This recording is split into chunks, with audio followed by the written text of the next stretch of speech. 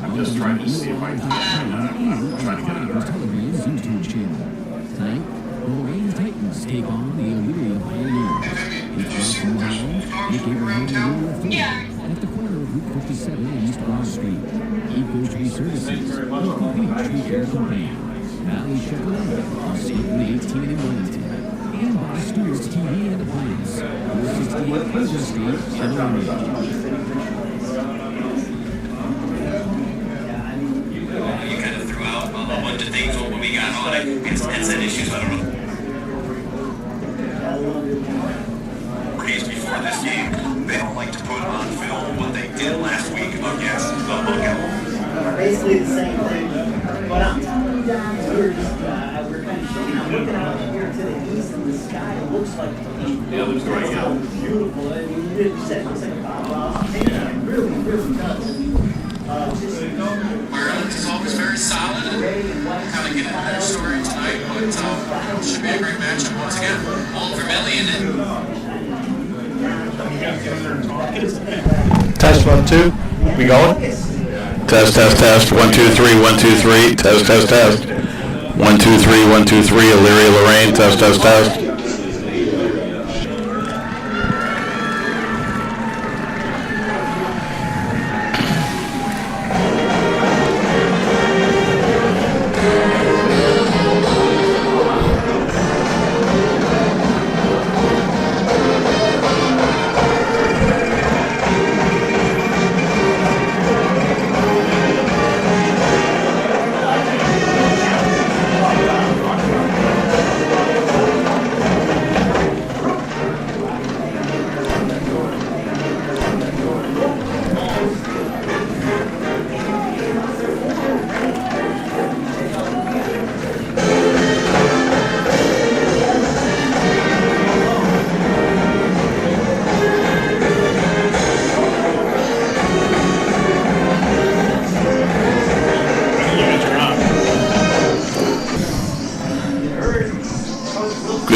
Welcome to High School Football Week 2, Elyria and Lorain. Rob Polinsky along with halftime, and it was all Maple Heights in the second half, and halftime, and it was all Maple Heights in the second half, and Elyria trailed most of the game.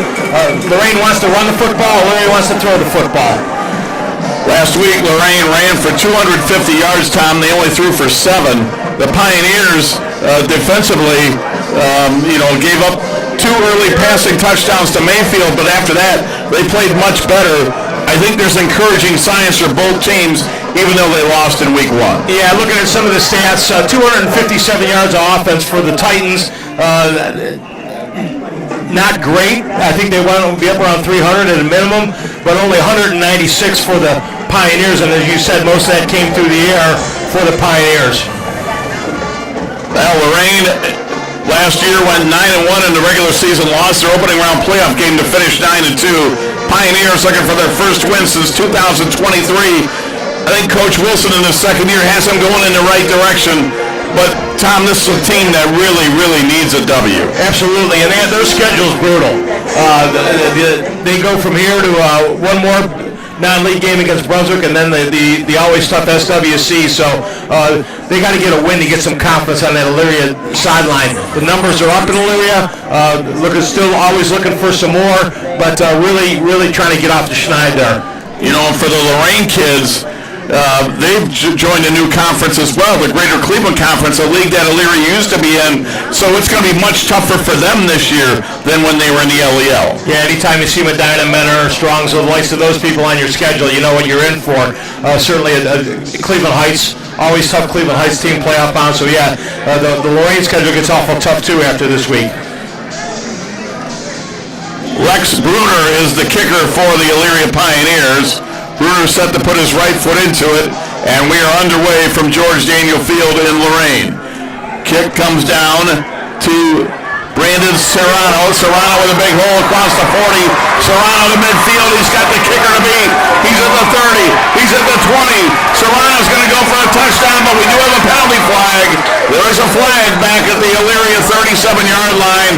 Let's see what this is. Wow, that flag came out when he was down about the 20-yard line, so that was well behind the play. I'm a little anxious to see what that is.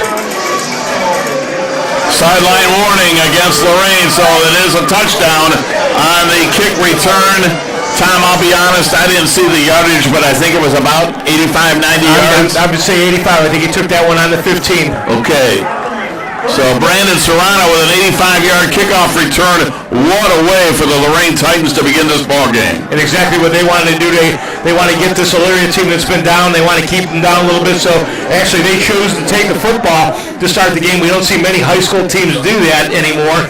Most defer to the second half, but the Titans wanted to strike first, and they have. They have, and it took all of 15 seconds for them to take a 6-0 lead, and for Lorain, coming out to attempt the extra point will be Jacob Rivera. A week ago, he was 1 for 1, and he kicked a 24-yard field goal to be 1 for 1. The holder for the Titans, Tyree Morales. It's a good snap. The kick is up, and the kick is good, and the Lorain Titans have a 7-0 lead over the Elyria Pioneers. So, boy, just exactly what Elyria did not need. Right there, Tom, the 85-yard touchdown return. You know, you look at offense, you look at defense. I think special teams sometimes gets overlooked. And in a big game, sometimes those are the type of plays that can separate you. Absolutely, and this Lorain Titan team, after going 9-1, they spent some time with special teams. They kicked a field goal last week, so they've got a kicker, and sometimes that's been a little bit thin over here, but they seem to have their special teams on the upswing, and obviously a great start for the Titans here tonight. So now it'll be the Titans to kick off to Elyria. And let's see, there's Jacob Rivera, the kicker, is out there. Also, their punter is J.L. Diaz. They're both out there, so we'll see which one kicks off. Back deep for Elyria.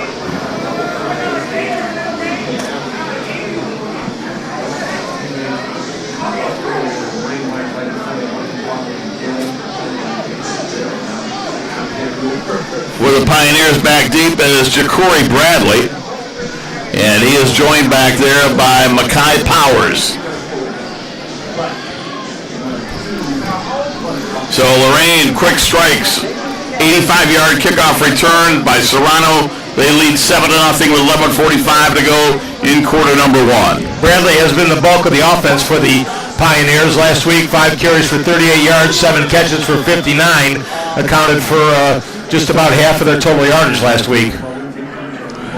Riviera's kick is going to be scooped up there at the 20-yard line out to the 25-yard line, and snowed under at the 26-yard line is Ja'Cory Bradley.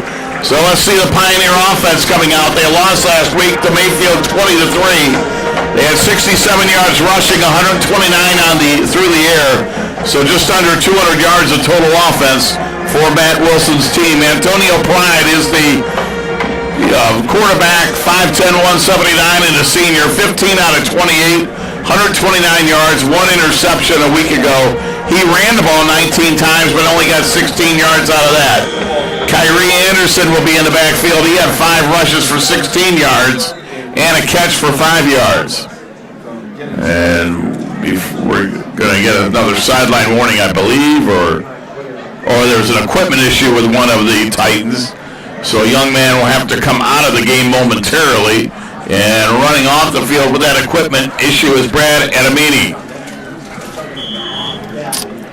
And replacing Adamini is going to be Jayan Kuznar. So here's the handoff on the first play from scrimmage up the gut, nowhere to go. Being brought down at the line of scrimmage is Kyrie Anderson, and he is brought down by Ezra Williams. Also out there for the Pioneers receivers, Christian Rogers, Asa Brown. The slot is Tiger McComb. Up front, Jackson Goodspeed, Xavier Scott on the left side. Parker Osborne is the center. Torrance Vaughn, Braden Schlemer on the right side of the line. We'll get you the Lorain defense here momentarily. Second and 11 Pioneers, a minute into the game. They trail it 7-0. Back to throw, firing downfield, wide open, broken coverage. It's caught at the 30. They're going to go all the way for a touchdown. Nobody out there defensively. A 75-yard touchdown pass. And the Pioneers get on the board as Christian Rogers. And Rob, that was where the equipment change came, because they brought a corner in, moved the corner to safety, and that was what blown coverage was, where the corner that came in as the replacement for the equipment on the first play. So that's a lack of communication by the Titans there. That wide open touchdown for Christian Rogers. So Pride to Rogers for 75 yards, and Elyria is an extra point away from tying it up. Lex Bruner to attempt a PAT. And we're a minute 7 seconds into this game, and it's 2 touchdowns on the board. Bruner trying to tie it up here. Last week he kicked the field goal. The extra point kick is up. It is good, and we are tied at 7. We have played a minute and 7 seconds. We have 2 touchdowns, and Lorain has not run a play from scrimmage yet, Tom. We'll see if they can keep this pace up. And we'll also see if the Pioneers want to kick here deep, or will they do a squib kick, since that first one was returned for a touchdown. Our sponsors tonight, the WEOL Gridiron Clash. Our live stream tonight is brought to you by Nick Abraham, Elyria Ford, Eco Tree Services, Stewart's TV and Appliance, and Valley Chevrolet. Rob and Tom in the booth with our producer, Jared Kozar. We've got Gary Pelver also with us. So just underway, both teams with fast starts, albeit in different fashions. Lorain, they look like those are gray uniforms to me. Gray jerseys, gray pants. They've got blue numerals trimmed in white, and they've got gray helmets trimmed in blue. Elyria, the Pioneers, are in their road whites. White jerseys, white pants, red writing, and they've got the black helmets with the red stripe and the E on the sides. So Bruner set the kick with these teams tied at 7. And you'll never be more wide open than Christian Rogers was on that last touchdown. Sometimes I almost feel like this is a do-over, like they're just starting over, right? Absolutely. Nice job of Pride picking it up, too. Tied at 7, a minute 7 into it. A high kick that is kicked deep, and it is going to go into the end zone. That's an automatic touchback. So Bruner kicked it away that time from Serrano, kicked it into the end zone, and that will give Lorain the football, 1st and 10. Nice little kickers roll with that one. Let's look at the Lorain offense. Last week they lost 42-16 against Maple Heights. They had 257 total yards, 250 on the ground. The problem is they only threw for 7. T.J. Allen led them with 13 rushes, 123 yards. Javion Harrison was right there, 11 rushes for 96. Brad Adamini, Zion Moore, Tyree Morales are the receivers. David Whitaker is the quarterback. He had 2 carries for 7 yards, 4 out of 13 through the air for 7 yards. Up front, Amir Malone, Jalen Moore. On the left side, Lamar Miller is the center. Right side, Bryce Lowe, Deontay Williams. High snap over the head of Whitaker. He goes back to dive on it. He does inside his own 10-yard line, back at about the 7.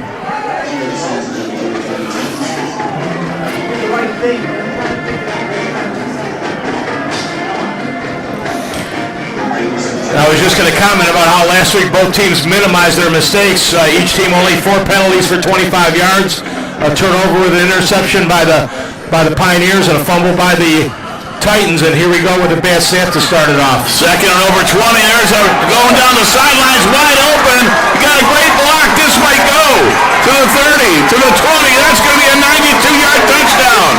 Holy smokes, the big plays just keep on coming. Zion Moore on the receiving end, a 92-yard catch. He got a block out there from a receiver on the far side, Tom, and he was off to the races. That was just a little step-back screen to the outside. His partner does a nice job of blocking. Terrible angle by the Elyria defender. And Moore goes 92 yards, and Lorain leads 13-7, and we still haven't played 90 seconds of this game. So Rivera to attempt a PAT. The snap is good, the kick is up, the kick is low, but it is good. And the Titans take a 14-7 lead here with 10:32 to go in quarter number 1. 21 seconds after Elyria scores, Lorain answers.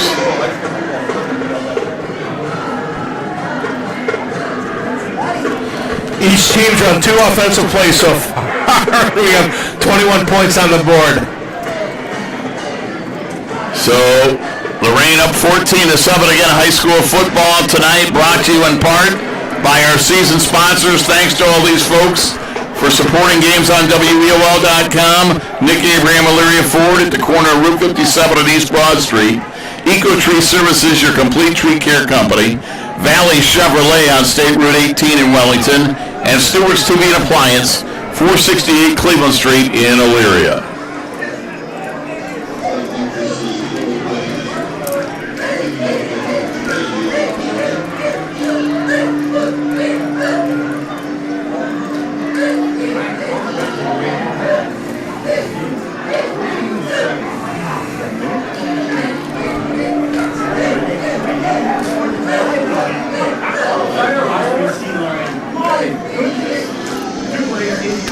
Letting us know he's listening in to us.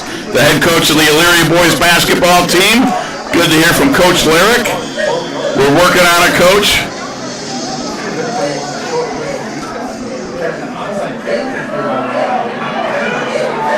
And the kick is a high short kick that'll be taken at the 38-yard line. It's the umpire. And the Elyria Pioneers did fall on it. So they'll have it 1st and 10 at their own 38. Tom, on that first series, I don't think I had a chance to set up the Lorain defense, so let's do that. They run a 3-4, Ezra Williams, Josiah Agosto, and Jalen Moore up front. TJ Allen, Bird Gaines, JL Diaz, Avery Martin are your linebackers. Corners are Zion Moore and Day Jones. Safeties, Jayan Kuzner and Brandon Serrano. So the Pioneers back out. The last play they ran was a 75-yard touchdown pass from Pride to Rogers. Pride out of the shotgun, back to throw, fires it, hits his slot receiver at the 40-yard line, shaking a tackle down to about the 43. That's Tiger McCullum. Last week, Tiger had 4 catches, 39 yards, Tom. Almost holding our breath on that one, too. A little pop screen to the outside, and that's one, if he breaks the tackle, he could be gone, too. So 2nd and 5 from the 42. 2 receivers far side. Pioneers break the huddle.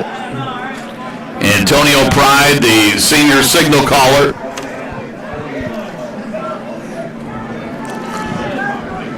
He has 2 receivers to each side of him, and Anderson is the running back to his left hip. In motion they go, but we're going to get a whistle first. And offside on the Titans. Thank you, Tom.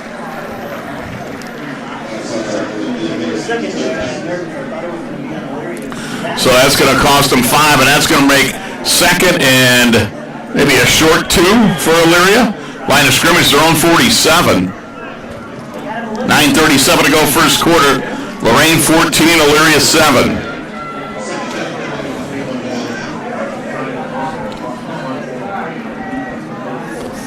Pioneers come to the line of scrimmage. is out of the shotgun. They run the spread. In motion comes Bradley.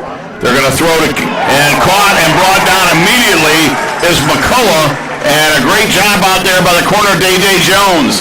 DJ Jones broke through. He actually lost a yard.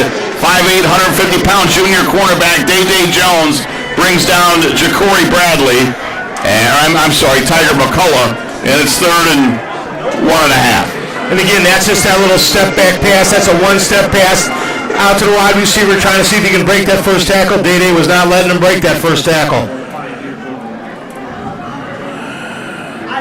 So Pioneers on a 3rd and short. This is the first 3rd down of the game, Tom, for either team. Strange start. And Pride will keep it. He's going to get the first down running behind the right guard. He'll get across midfield into Titan territory down to the 48. He needed 1.5. He got 5. Pride's listed at 5'8", 175. He's stocky, and he don't take those tough inside yards for the Pioneers.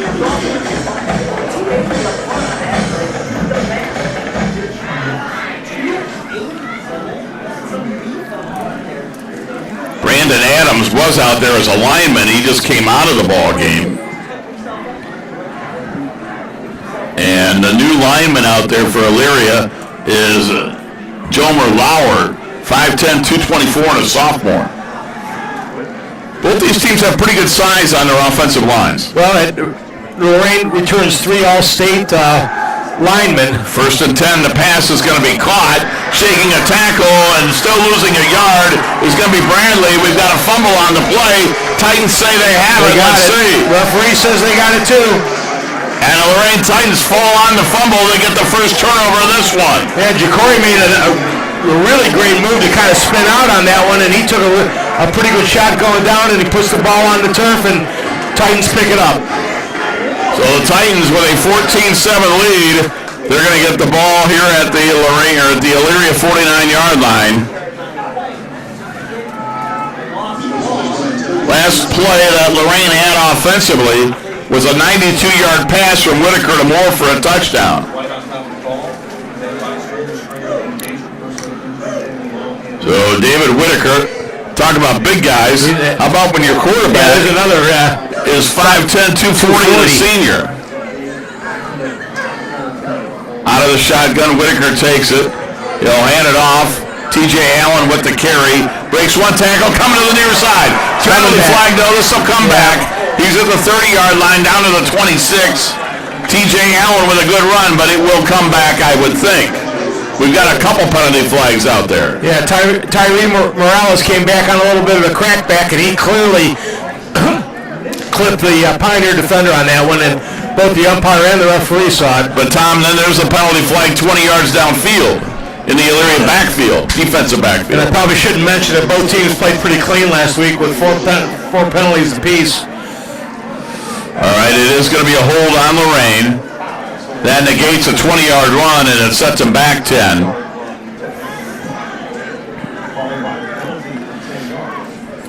One area that Lorain struggled in last week was the passing game. David Whitaker was 4 out of 13 for 7 yards. T.J. Allen had 3 catches for 5 yards. And isn't it interesting? They get 7 yards on 4 completions for the game. Today, their first completion is a 92-yard touchdown. Now, albeit it was a screen and he ran for it, but sometimes numbers don't tell the story. A little bit of a stat builder there. They really like the arm on Jayon Whittington, the freshman, but don't know that he's ready to go in there and officials down. Another sending one of the Titans off the field. Equipment issue. Well, I think the thing is knee pads aren't anywhere near his knees, Tom. They watch too much Sundays. They call them knee pads for a reason. Too many Sundays anymore. Actually, Saturdays, too. I saw colleges without knee pads this week. Brandon Serrano comes in. There's a pass, and the pass is incomplete. They tried to get it to Brad Adamini. He couldn't come up with it, and Christian Rogers darn near had the interception for Elyria.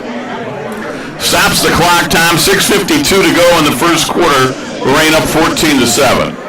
Just a little bit behind Adamini there.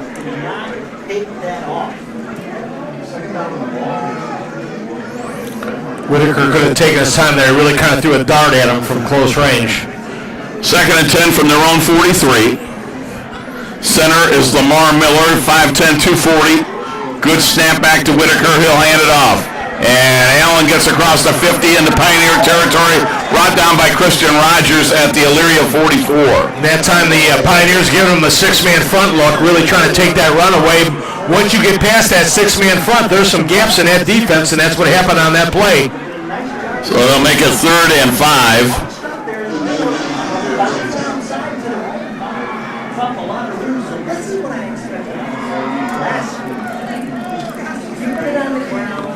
So 3rd and 5 for Lorain. As again, Whitaker brings him to the line of scrimmage. 2 receivers far side. He's going to throw, and that's going to be incomplete. They weren't on the same page there. Nobody looked. Both receivers ran takeoffs, and Whitaker threw looked like he was throwing about a 7-yard curl, just enough to get the first down. Kind of like how I feel with you sometimes when it's not on the same page, not in sync. We're not even in the same book. We're not even in the same library sometimes. What's a library? Yeah, that's why I said that. 4th and 5. I know what it is. That's where I went to go hide in high school. That's where you slept during study hall. Hey, come on. That was the class I stayed awake in. 4th and 5. Handoff. TJ, he'll go over the far side. He's going to get a first down to the 30. He'll get down inside the 30 to about the 28-yard line, and a saving touchdown there. Tackle by Aaron Ensign. 5'7", 135, a junior corner. Nice job of getting to the outside by Allen. Good job on the left side of that Titan offensive line, too. Really kind of moving the Pioneers off the line of scrimmage. I had a feeling they were in 4-down territory. I thought he might run on 3rd down and get a little bit closer, though. Tom, we were talking about the size of the lines for Lorain up front. 265 on the left side, 240 at center, 260, 255 on the right side. And here's a handoff coming over here on a jet sweep, being hit at the 30-yard line. Going to lose a couple of yards. Nice job by the Pioneers defensively, as coming up to make that stop for Elyria was Levi Springer making his first tackle, along with Kyrie Anderson. And it was Zion Moore that they tried to have run. He had nowhere to go. Yeah, didn't fool anybody on that. Springer, the 5'9", 156-pound linebacker, does a nice job of making sure he doesn't let that play get going.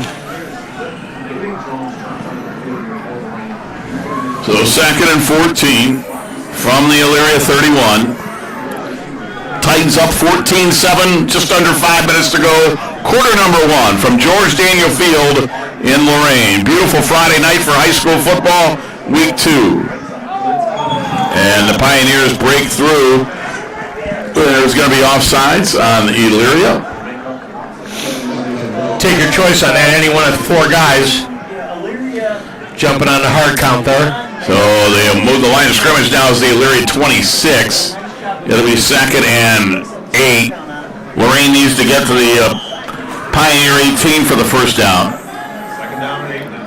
Nice crowd here on the Lorain home side. He sent in a player, the same player he sent off before for the knee pads. He sent it off again. So Maury Neal, the wide receiver, got sent off earlier because his pants don't cover his knees, and came back on, and the referee sent him off again. 2nd and 8. Elyria looking to show blitz. Now they back out of it. David Whitaker out of the shotgun. Whitaker awaiting that snap from Lamar Miller. High snap, and it comes to TJ Allen. A fortuitous bounce for the Titans, and Allen ran it straight ahead, brought down by Levi Springer, but that could have been a turnover, and they get a couple of yards instead. Ball bounces off of Whitaker's hand. TJ savvy enough to just pick that out of the air and pick up a couple of yards with it.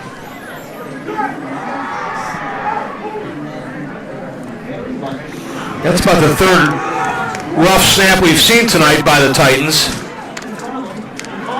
Lorain bringing in a new player offensively. Coming in is going to be Jemias Gaines as a linebacker. 5'9", 235. Comes in as an H-back. So out of the shotgun with TJ Allen. Next to Whitaker, we get whistles and a penalty flag and a delay of game on Lorain. They took too much time. Next week, both teams in action. Lorain will head over to Sandusky to take on the Blue Streaks, another one of their old rivals. And for Elyria, they'll be back at home, and they will host the Brunswick Blue Devils. And then both teams will head to their respective leagues for league play in week 4. Penalty flag, Whitaker throws, it's caught inside the 20, close to a first down, making catches Serrano. And let's see what the flag is. And now another late flag comes in. Nice little stop out by Serrano. And I really spoke way too soon about the minimizing mistakes. I think we got another sideline warning on. You got an unsportsmanlike on one of the teams. That's what the late flag was, Tom. If I can interpret officials, that looked like an unsportsmanlike as opposed to that get back look. Right. This side judge not real happy here. Sportsmanlike on Lorain. And actually they're on both teams. Offsetting unsportsmanlikes. So they offset but I wonder what the first flag was, Tom. They threw a flag before the... It wasn't... The first one was during the play. It wasn't a dead ball. The second was definitely a dead ball. That's what I'm a little surprised at here. So we're going to do the walk-off 15, walk-back 15?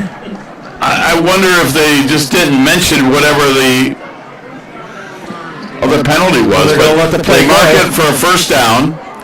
And so it is a first down. Stands. Yes. First down for Lorain at the Elyria 18.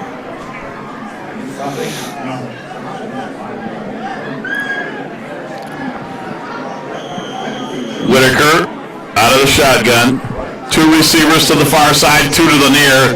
TJ Allen is on his left hip. First and 10 for the Pioneer 18. They're in the red zone. Hand off to TJ. Up the gut, now to the right, and he's going to go into the end zone. 18-yard touchdown run. And Lorain takes a 20-7 lead. Nice job of kind of picking his way through there. Elyria is really jamming the A-gaps, trying to take the run away, and that time TJ just does a nice job of bouncing it to his right and sliding out there and getting into the end zone. So 3:28 to go in the first quarter. Lorain out front 20-7, and they are going to bring back out for the extra point Jacob Rivera.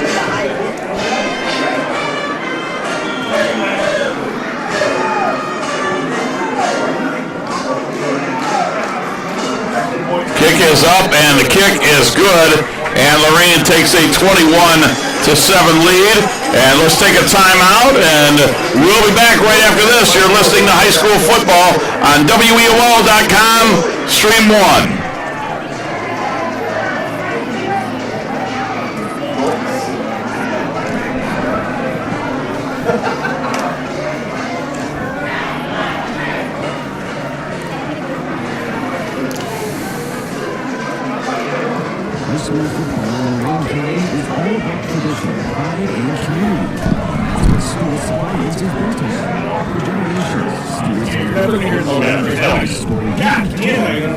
I'm trying to tell you something.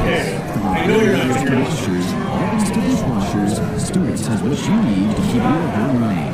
Proud to support Lorain County and proud to support high school sports. Stewart's Appliance, where community comes first.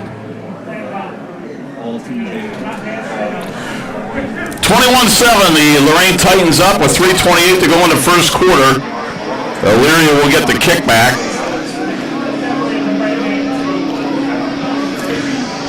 So the Titans, a kickoff return for a touchdown, a long pass play for a touchdown, and then an 18-yard run after a fumble recovery. So Lorain has been able to take advantage of some mistakes that the Pioneers have given them, Tom. Well, a little sloppy play so far, though, too, between penalties and fumble snaps and that kind of going on. I think they really want to kind of clean some of that stuff up. Rivera with the kick comes down to the 17-yard line, straight ahead out to the 30, to the 35-yard line, to the 40, still on his feet, across midfield for the Pioneers, down to the 35-yard line, to the 30, twisting and turning to the 28. That long return was courtesy of Ja'Cory Bradley. So Elyria with a long kickoff return. It doesn't net a touchdown, but it gives them great field position with 3:15 to go in the first quarter. I would question kicking the ball to Mr. Bradley. He's been a good part of their offense the first 2 weeks, exception of the takeoff route over here. He's our game breaker, and the Titans not bashful about kicking the ball to him 2 out of the 3 times. First and 10 from the 27 of Lorain after that long kick return.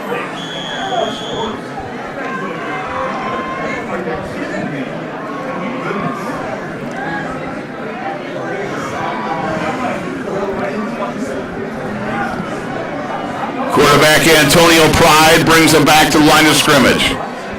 Out of the shotgun, we get a whistle before the play. And they're sending another Titan off the field. He clearly doesn't have knee pads on. And it's not just one player. That time they're going to throw Anthony Frazier out of there. You know, it's the same official on the Elyria sideline that does so. If you're not going to wear knee pads, at least be on this side of the field. Get away from him. And off over the right side, and being hit at the line of scrimmage and losing a yard for the Pioneers is Bradley. Quite honestly, by a couple of Titans. Sorry, Rob. Quite honestly, I'm surprised they haven't penalized the Titans at this point in time, because the first question the referee asks each coach is, "Is your team properly equipped tonight?" And clearly, the Titans are not. Right. Why quit screwing around, throwing them off the field? Throw a flag, make it mean something. Or let them play. If you want to break a kneecap, whatever. 2nd and 9. At the 26-yard line of Lorain. 2 receivers in the slot here to the near side. And Antonio Pride takes the snap. He's going to roll to his right. Looking. He's going to get rid of it, throws it away. Nobody was open, so he threw it away, and now a late flag comes in the secondary. I'm calling an ineligible lineman downfield for the Pioneers. That's the umpire there. When one of your offensive linemen is standing next to the umpire 7 yards downfield, that's usually what that means. Oh, wait for them to mark that off, Tom. Now they're going to pick up the flag and say no penalty. 3rd and 9. I think maybe because he grounded the ball. 3rd and 9 from the 26.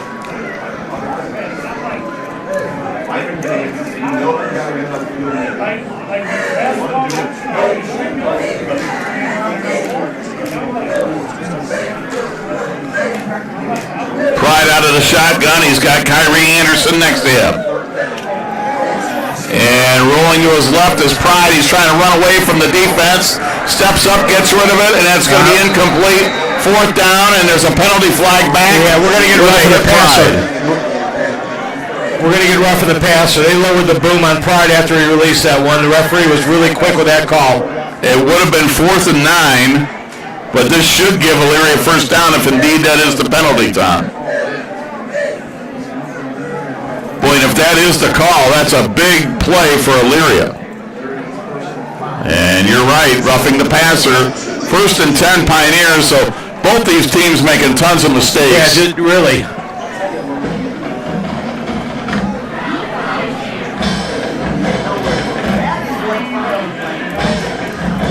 There were 4 Titans closing in on Pride. I didn't get the number of which one really lowered the boom on him, but he clearly took 2 extra steps to hit Pride as after he released the ball. And now the officials, I think James Boyes wants to find out who it is or what the call is. He's going to get an explanation. James, the head coach of Lorain, he's in his 2nd year here. Matt Wilson in his 2nd year at Elyria.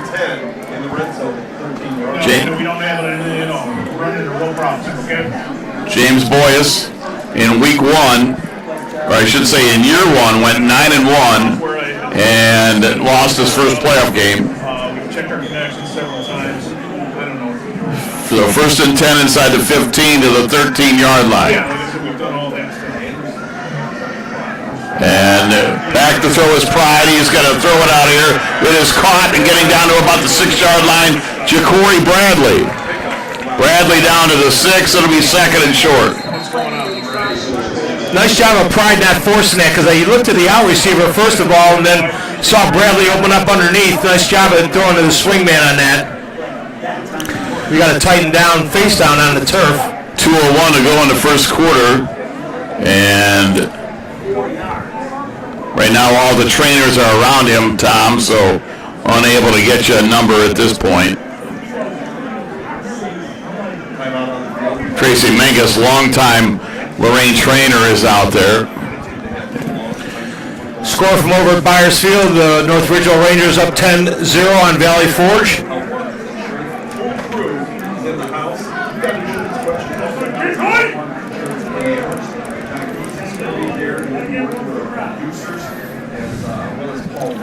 Again, still waiting. Now Coach Boyes is going out there onto the field.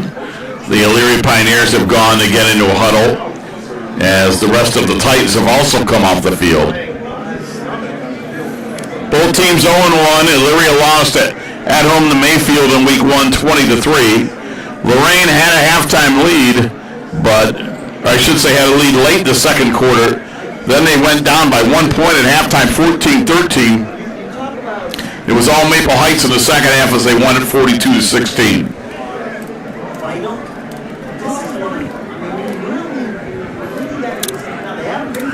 And now the young man gets up, and getting up is J.N. Kuzner. He's a strong safety, 6'1", 190, and a junior. Tom, I don't know what the problem was, but he got up. Yeah, he was laying flat on his face, but he was moving his legs, so that kind of took away a little bit of that worry from the start there. But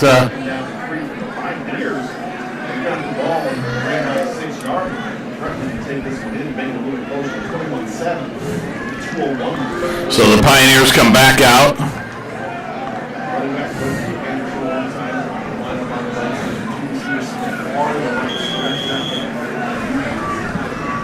And out of the shotgun is Antonio Pride. And he's going to throw it out here to the flat. Short ops his receiver, incomplete to Christian Rogers. even if Christian caught that, I think he would have been down. It looked like he went down on a knee to try and scoop that one and couldn't bring that in. So it'll be 3rd and 2 from the 6-yard line of Lorain. Elyria trailing 21-7. Minute 57 to go, first quarter, clock stop with that pass incompletion. 3 receivers far side, 1 to the near. And the running back is Kyrie Anderson next to Antonio Pride.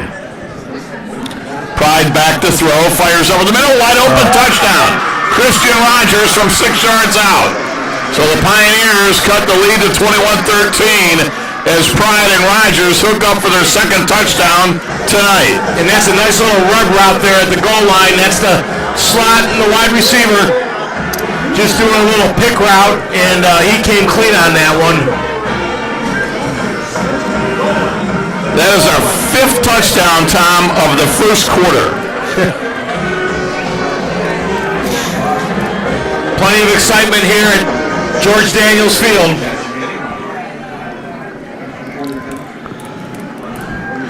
And Bruner with the PAT. The kick is up. The kick is good. Elyria has cut the lead to 21-14. And we'll take a timeout. We'll be back. Pioneers down 21-14.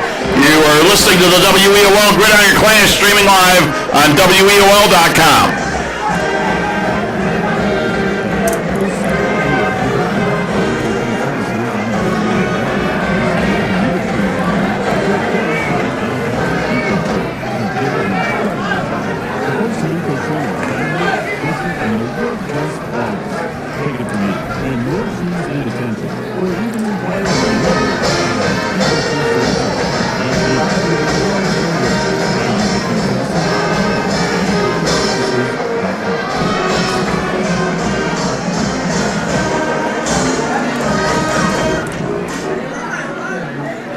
Pioneers set the kick to the Titans as Lorain leads 21-14. Minute 53 to go in the first quarter. That has lasted 40 minutes so far.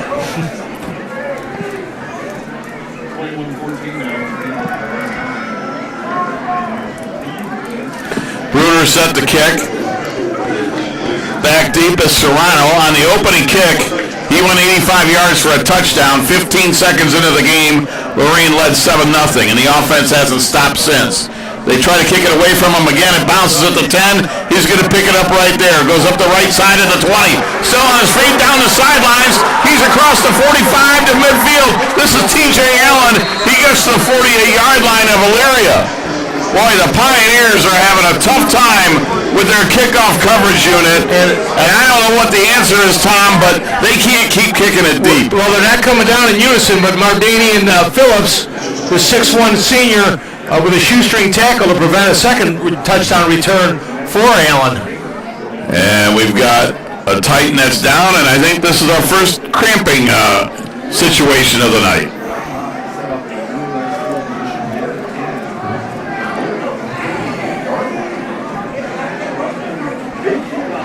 So Lorain will have it 1st and 10 at the Elyria 48-yard line when we get underway here. Both teams back in action next Friday. Elyria is at home against Brunswick. Lorain will travel to Sandusky to take on the Blue Streaks for week 3.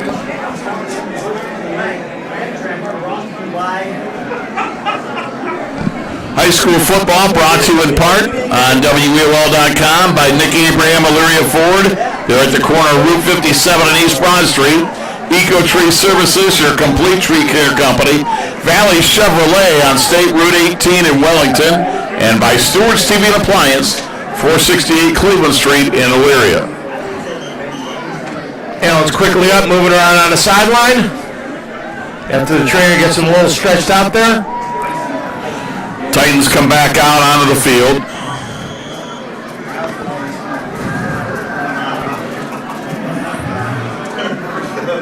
Two receivers, far side, one to the near. And it's Harrison at running back now. They fake it to Harrison. Whitaker going downfield, and that is going to be overthrown incomplete. Rogers running stride for stride with the freshman wide receiver. That is Amari Neal. I think Amari Neal was a little too busy trying to fight him off with his left hand. If he'd have just run the takeoff straight down the field, he might have been able to run underneath that one. That's the young man that's had to come off the field a couple times because of the knee pad situation or lack thereof. And he is going to come off the field now being replaced. 2nd and 10 from the Pioneer 48. Whitaker throws, screen pass complete, 45-yard line down to the 44-yard line. That is Brad Amini with his first reception of the night, brought down by Omari Ford, a linebacker. Ford 6'2", 222 and a senior. He threw that one into some traffic too. I think if Christian Rogers might have been looking, he might have had a pick on that one. There was several Pioneers there. Pioneers with a defensive lineman that comes in. That's Parker Osborne, the starting center, who I was told wouldn't play defense. Now Osborne is in there as he comes in to replace Braden Schleimer. So it's 3rd down and 7. Out of the shotgun, Whitaker takes it, hands off, and going to the far side to the 40-yard line, getting close to a first down, and I believe he'll have it at the 38-yard line for the Lorain Titans. Picking that up is J.L. Diaz. So Diaz with the run.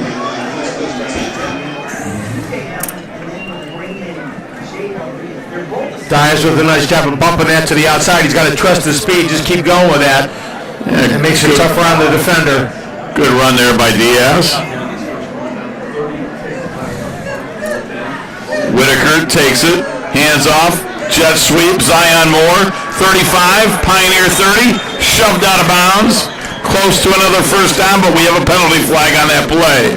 Amari Ford was the linebacker who knocked him out.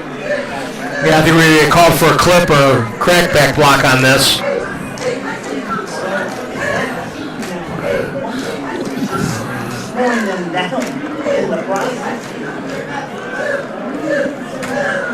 And this penalty does go against Lorain. Tom, really, that's been about the only thing that's slowed them down here so far. Their own mistakes. First down. The line of scrimmage is the Pioneer 48. They need to get to the Pioneer 28, so they need to get 20. could be the final play of the first quarter. Whitaker throws, but it's going to be tipped in, knocked away, deflected. Elijah Hope, the outside linebacker, 5'10", 177, and a junior, he just knocked it down, and that will keep it from being the end of the first quarter. We've got 12 seconds to go. Nice job by Pope getting his hands up in the air on that one. Take away that little quick slant. NFL quarters take 45 minutes, Tom. We're approaching that. We've actually crossed that threshold.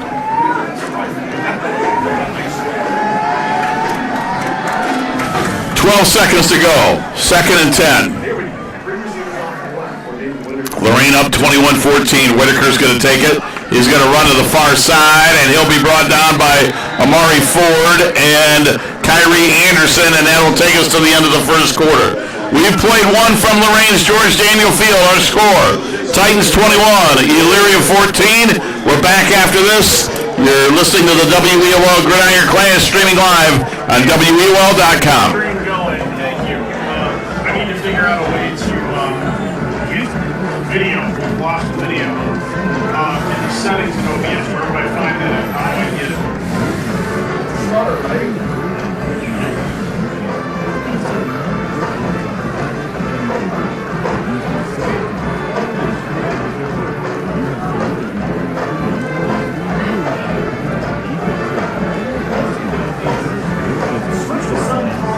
Okay, one second. I'm playing spots right now. Okay.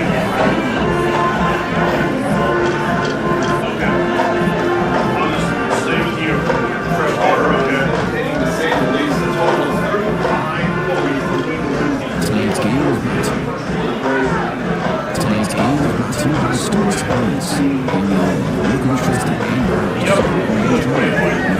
fridge, washer, stove, Stuart's is here for you. Stuart's Bonus. Small families, small communities.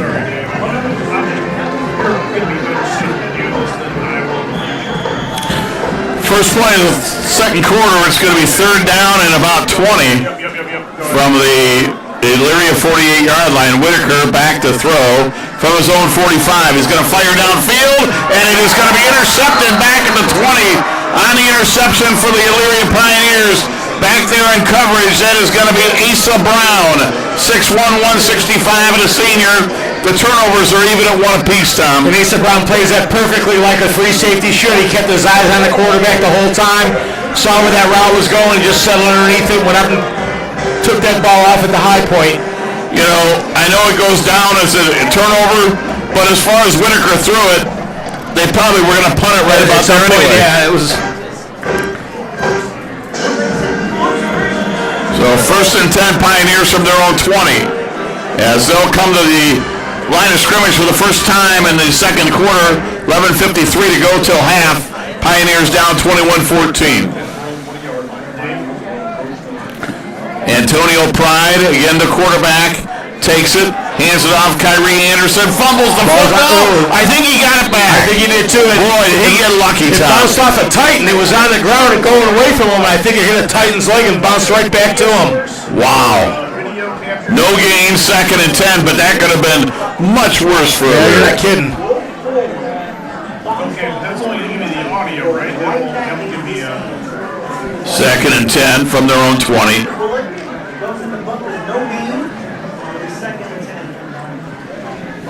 We see more trouble running the football by the Pioneers. Right. No, I see it in the mixer. Parker Osborne, the center, snaps it back to Pride. Pride rolling right, firing downfield as far as he can. Rogers goes up to get it, can't. Serrano with great coverage, Tom.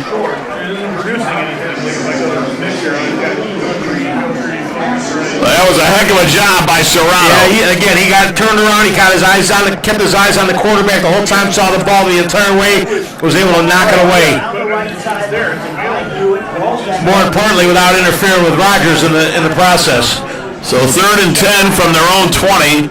11:06 to go in the half. Lorain up 21-14. On the what? Yeah, that's here.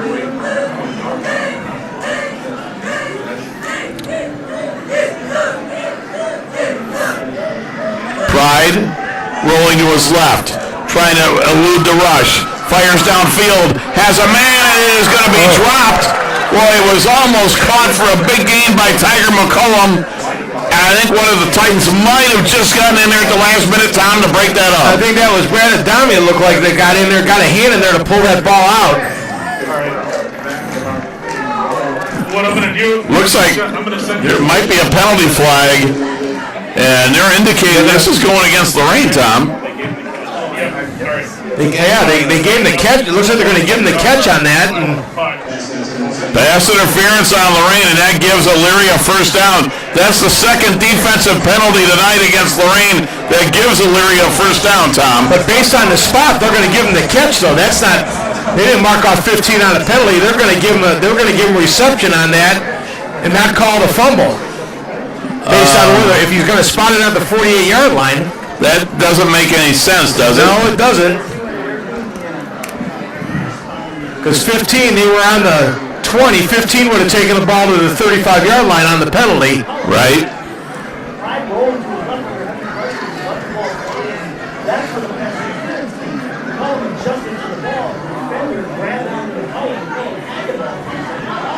Well, they are going to bring it all the way up. Now they've figured it out and they've done the math. And now it'll come back to the 35. They must have heard you, Tom. Yeah. I don't know. 2 weeks in a row we're having a little bit of difficulty interpreting what's going on with the guys in the striped shirts, Rob. That's all right.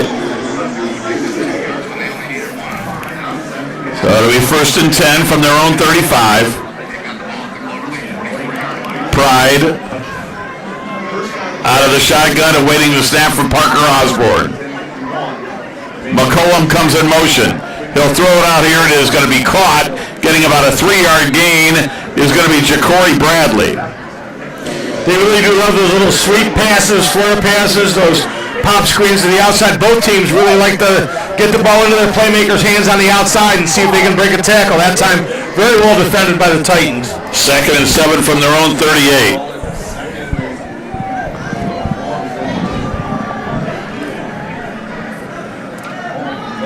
Pioneers come to the line of scrimmage. Pride out of the shotgun. 3 receivers far side. Pride looking to his left.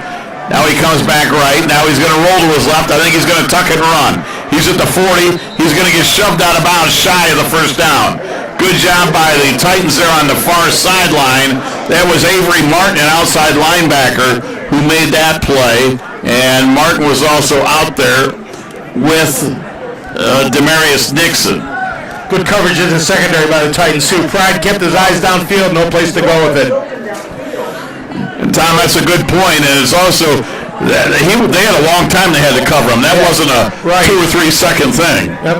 And Pride still wanted to go downfield, but nothing doing. The Titans in good coverage. So 3rd and 4 from their own 41. Elyria down by 7.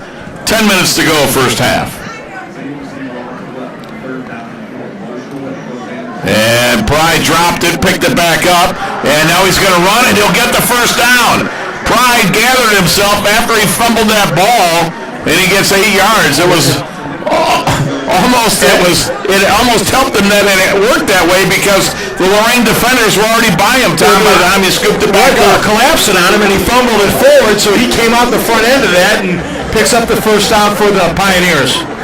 Well, 1st and 10 from midfield. Both teams looking for their first win of the season. From midfield, 2 receivers on each side of this formation. McCullough's in the slot. Handoff, and coming here on the near side, big hole to the 40. 35 shoved out of bounds at about the 34-yard line for the Elyria Pioneers. That's Ja'Cory Bradley on a 16-yard run, and he's run out of bounds by James Kuznar, the strong safety. And that's that jet sweep to the twin side, and that, boy, he does a nice job of finding the seam on that one.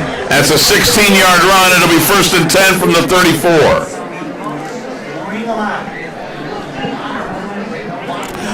One game in the books this week. Avon went down to Florida and lost in Orlando to a team from Florida, 25-22. So the Avon Eagles winning streak comes to an end. And they'll be back in action next week on WEOL.com on our YouTube channel. And they'll be on the Chronicle YouTube channel as they host Glenville. Glenville tonight taking on Olentangy Liberty. How about Glenville? Last week they had Massillon. Tonight Olentangy Liberty. Next week Avon. And they play St. Ed's later. And we get a whistle and a timeout on the field. Timeout on the field. We've got 9:22 to go in the half. Pioneers up down 21-14. We'll take a timeout and we'll be back after this.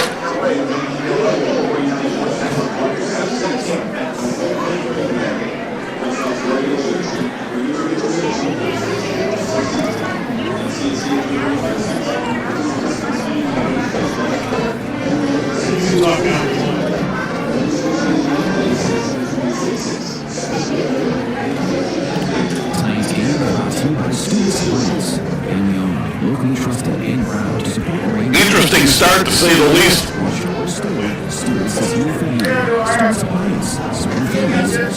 I want to get back to the Glenville. You mentioned Glenville and their schedule. The Tar Blooders, tough schedule. Tom, you want to expand on that? We talked to Ted Ginn last year after the Avon game off the air, Ron Jansen and I, and he told Ron and I that this was the most talented group of freshmen that he's ever had. Now, you got to stop and think about that and think about all the talent that's come through the doors at Glenville, and for Ted to make that comment, but they'll take on all comers when he's got the talent. 1st and 10, and hand off to the far side, and getting to the 30, getting hit at about the 28-yard line, just shy of a first down, Ja'Cory Bradley. Bradley picking up some big yardage on this drive, Tom, on the ground. And Pride didn't want to give it to him. Pride looked like he rode him trying to pull it back out, and Bradley says, I'm taking this one, and picks up a nice chunky yardage, 7 yards to the outside there. So it'll be 2nd and 3, Pioneers driving for what they hope would be a tying score from the 27 of Lorain.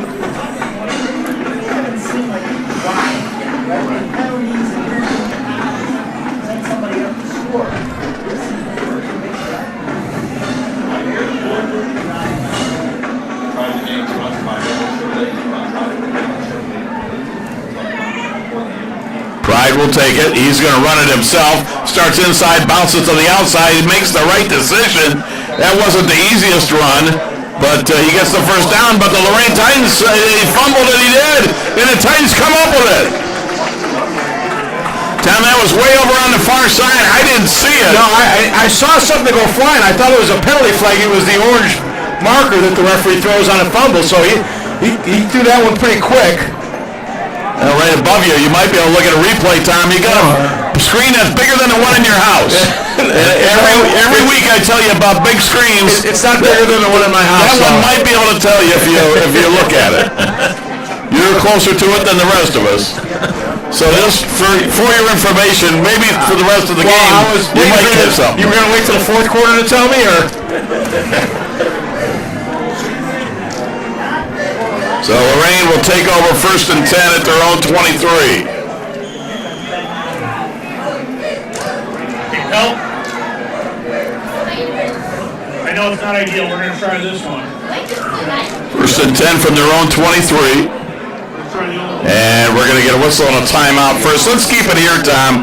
Timeout for Lorain, and boy, Elyria look like they might be on the brink of driving for a possible tying score. They can't do it. I would think this is a huge drive for Elyria defensively here in the second quarter, down by 7. Without question, they don't want to be down 2 scores and short time before halftime. I don't want to say they're not necessarily a quick strike team, because they can be. We saw the takeoff route early on. They certainly have the speed on the outside to do that. Jared, if you need to get up again, I will stand up and get out of your way so you can do that. They've been playing from behind all season, or most of the season. Don't want to go down by 14 at this juncture. Playing pretty tough here since things settled in. Right. Again, the mistakes, the penalties, putting the ball on the ground.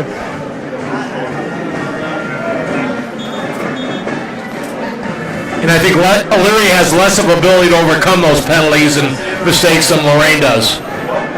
Well, one thing for sure, the Elyria offense looks better tonight than it did last week against Mayfield. They only had 3 points and less than 200 yards a week ago, Tom. And the high snap to Whitaker. He'll hand it off. And on the first carry, I should say, of this drive, is Javion Harrison. Tom, when T.J. Allen went out, I thought it was a cramping situation. I don't think he's been back in the game. He has not. I was kind of looking around for him on the sideline here because he got up and he walked off under his own control here and just was kind of pacing the sideline, but he is not. You're right. He has not been back in the game, Rob. I don't see a 7 on the sidelines either. Whitaker to throw, far side. It's going to be caught, and that's the freshman Neal getting out to the 30-yard line. It'll be third down. Aaron Ensign in the corner for Elyria on the stop. And I'll make it 3rd and 3.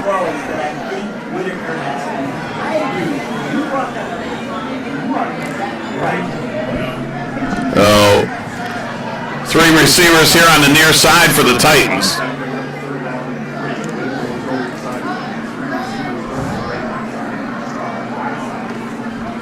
And Whitaker to throw, fires, and it's going to be caught.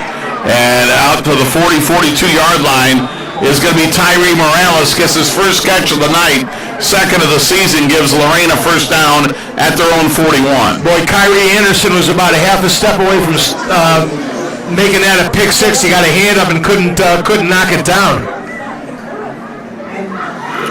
The linebacker for the Pioneers are throwing in those lanes. Those linebackers, we've seen one batted down. That one almost got a piece of 41-yard line.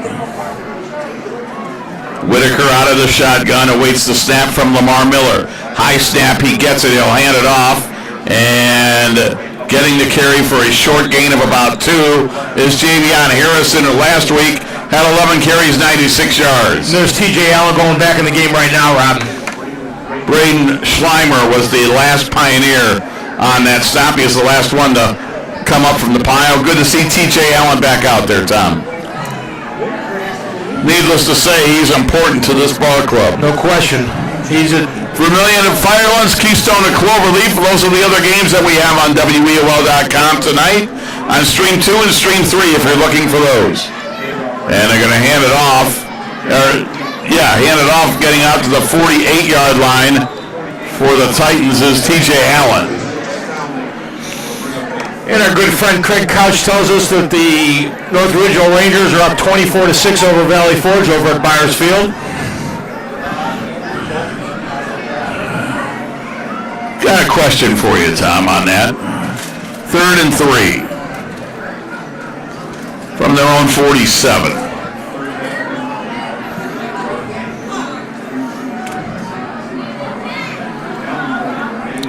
Just feels like every possession's 4-down territory. Whitaker throws, it's incomplete, 4th and 3. And again, another miscommunication. I think Whitaker's looking for a stop route, and the receiver runs a little skinny slant on that one. Tom, every coach has a different philosophy, especially when you're in a league as good as the SWC. But as good as North Regional has been the last few years with Coach Morgan, and with some of the teams that are playing really struggling in the non-conference, I'll finish that after this. 4th and 3, they are going to go for it from their own 47. They need to get to the Pioneer 49. They're at their own 48, so it's 4th and 3 from their own 48. Need to get to the Pioneer 49. Hand off T.J. Allen. He'll get the first down to the 44 of Elyria. And it's Levi Springer, the linebacker, on the stop. First down, Lorain. Is it time for North Regional to consider maybe beefing up that non-conference a little bit? The teams they've played have been down for a long time. I would say yes. I think that the timing is right to do that. There was a time when the North Olmsted game was a competitive game for them. There was a time when Valley Forge was a somewhat competitive game. It's not anymore. Right. They've been rolling those teams the last 3 or 4 years. It's time to up the schedule a little bit. 1st and 10 from the 44 of Elyria. Whitaker to throw. He'll fire, and it's going to be incomplete. Broken up out there.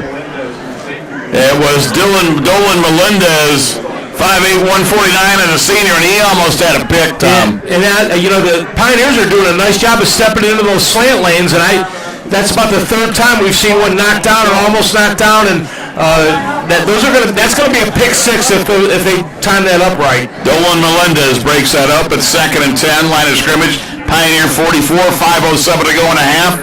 Lorain up 21-14.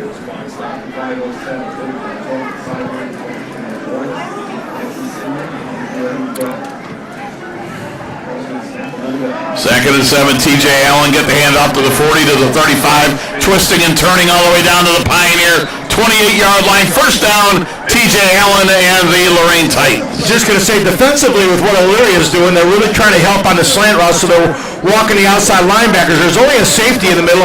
T.J. Allen breaks the line of scrimmage. It's just him and the free safety. That time, the safety collapses and makes the tackle, but there's a lot of green in front of him there. Just getting off the field that time was Jackson Goodspeed, the big two-way offensive and defensive lineman for Elyria. 6'3", 269, came off the field, was replaced. Allen gets the handoff, breaks one tackle, still on his feet. He'll be brought down after a short gain. Kyrie Anderson, Levi Springer, 2 Pioneer linebackers were there. And Elyria is really selling out the inside linebackers to try and get to Allen before he gets going. Yes. It's ended up looking like a 6-man front right from the get-go. 2nd and 9 for the Titans, as they have it at the 28-yard line of Elyria.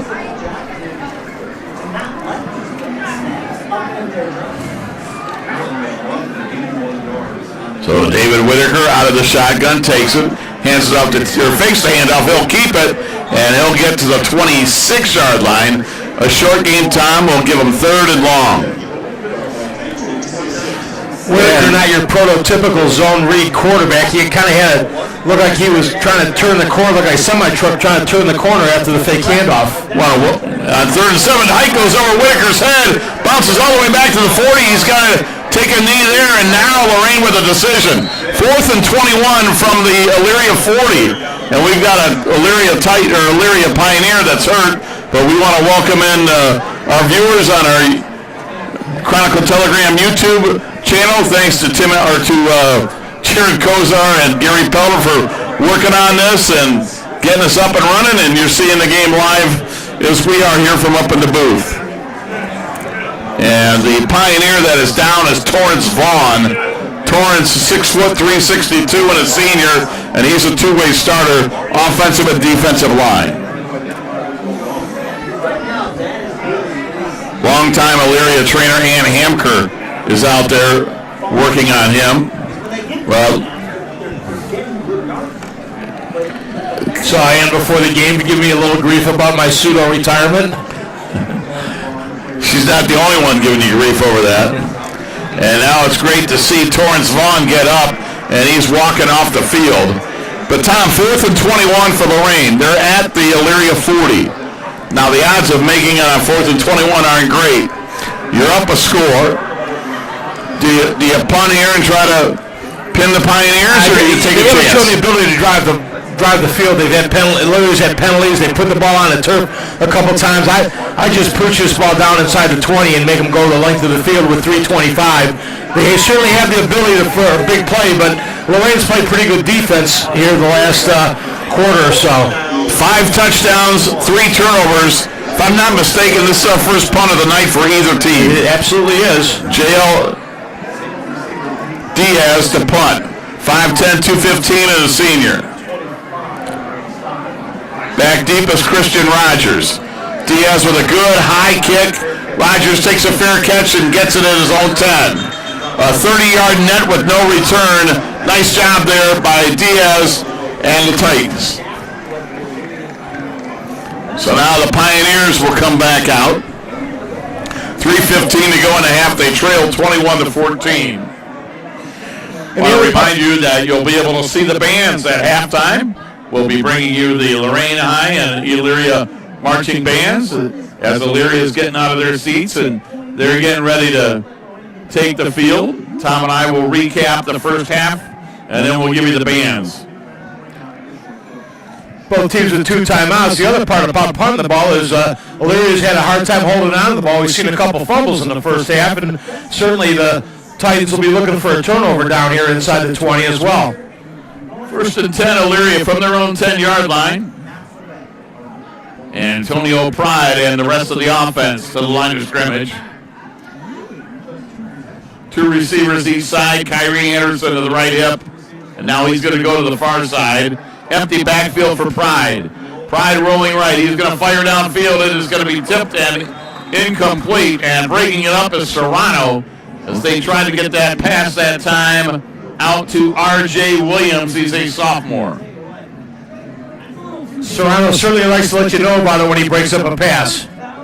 And again, good to hear from Coach Lyric as he confirms to us that indeed he is now watching and listening to us on the Chronicle YouTube channel. Thank you, Coach Lyric. It is 2nd and 10. And again, thanks to Jared Kozar, Gary Pelver for working through those technical issues. 2nd and 10 for the Pioneers at their own 10.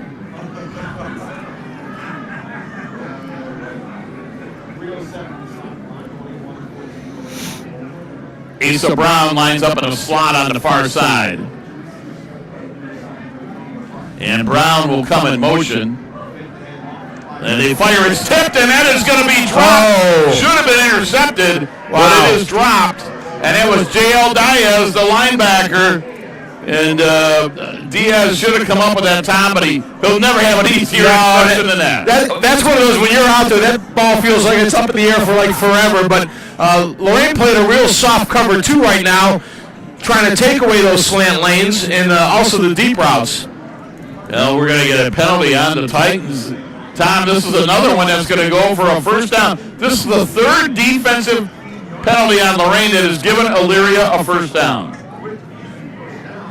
Now, Elyria's had more problems as far as the turnovers and, the kickoff that got returned for a touchdown, but Lorain giving up 3 first downs defensively. That's a big time problem. That'll be a serious discussion at halftime. I didn't see what the call was on that, but it was a 15-yarder.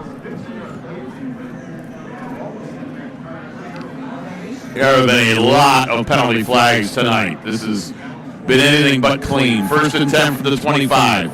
Pride fires far side. Rogers can't come up with it over there on the far side.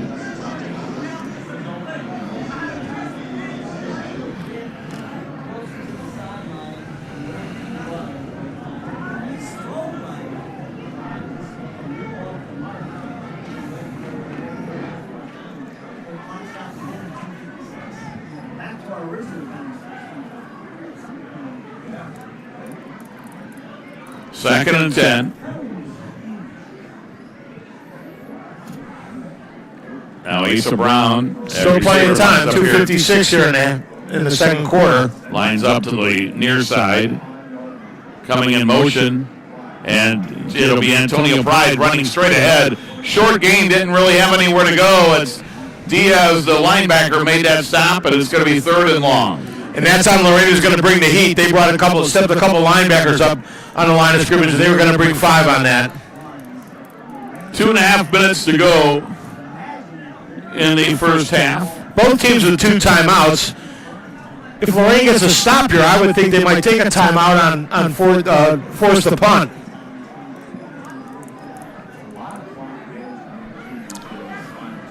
See what the Pioneers elect to do here on 3rd and 9 from their own 26.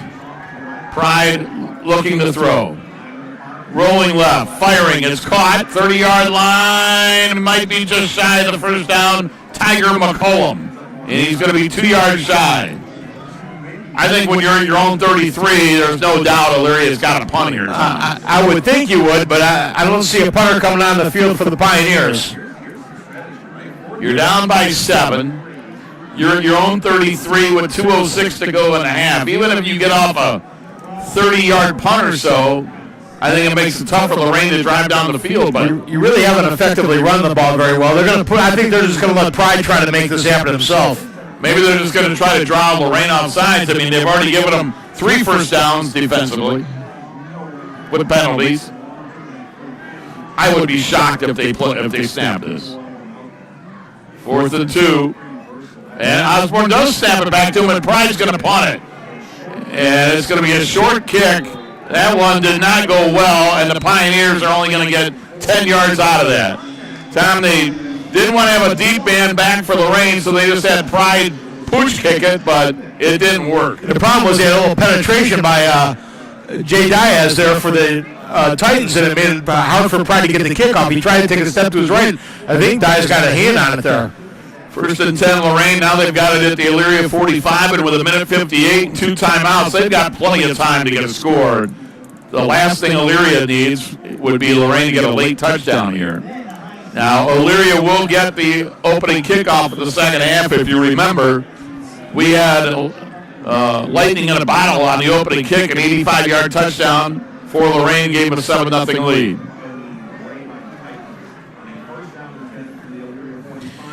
So Whitaker brings the Titans to the line of scrimmage. 3 receivers far side of the field. Whitaker back to throw. Being pressured. And he is going to break the pressure. Great job by Whitaker to the 40-yard line to the 39. A gain of 5. How in the world did he escape that time? And he just kind of ducked into the Pioneers, went over the top of him. And the Pioneers really daring the Titans to throw the ball down the field. They're just, they got single-man coverage, nothing, no help over the top on the outside. And we've got a Titan that is down on the 40-yard line. Again, coming up at halftime, Tom and I will recap this wild first half. And Tom, as weird as this sounds, 5 touchdowns in the first quarter, no touchdowns in the second quarter. We'll recap that at halftime. Also coming up, we are going to hear from both bands, and Tom and I will give you our thoughts on what we may see in the second half from this one. I'm going to go on a limb, Tom.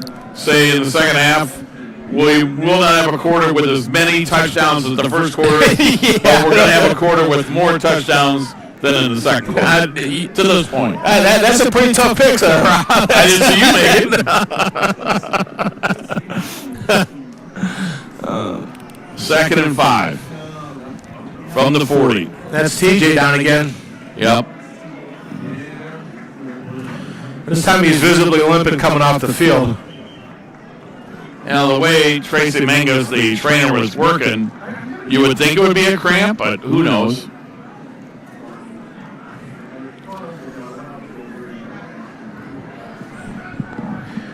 I was here for a soccer game a couple weeks ago, and the soccer players weren't following Tracy's hydration recommendations, and she was really giving it to them. She's not the only one. And we've got movement along the line. That'll be offsides on Elyria. And instead of 2nd and 5, it'll be 1st and 10. So each team with a lot of penalties in the first 2 quarters. That is part of why our first half has taken nearly an hour and a half. Start the clock with a minute and a half to go. Second quarter, 2 timeouts for Lorain. They're up 21-14. Whitaker dancing around, fires downfield, wide open. Caught at the 10, 5, touchdown Titans. Zion Moore with his second touchdown from 35 yards out. And with a minute 17 to go in the first half, a big-time score right there for the Titans. Tom. Zion went about 20 yards downfield, just sat in an open spot, and Whitaker found him, turned around and covered the last 15 into the end zone. So Whitaker to Moore for the second time tonight. First one went 92 yards, that one 30. And with 1:17 to go in the half, that is a big score for Lorain. They're back up 2 scores now. And Rivera will try to make it 4 for 4 on extra points tonight. The kick is up, and the kick is plenty good. And Lorain leads it 28-14. Minute 17 to go in the half. And we're going to take a timeout. We'll be back with the Lorain kick. You're watching the WEOL Gridiron Clash on the Chronicle Telegram YouTube channel. Titans are up by 14. We're back after this. And Nick Abraham from Elyria Ford lives on YouTube. Right now, get the Escape, Hockey, Mustang, or Bronco Sport for only $3.99 a month with 0 down.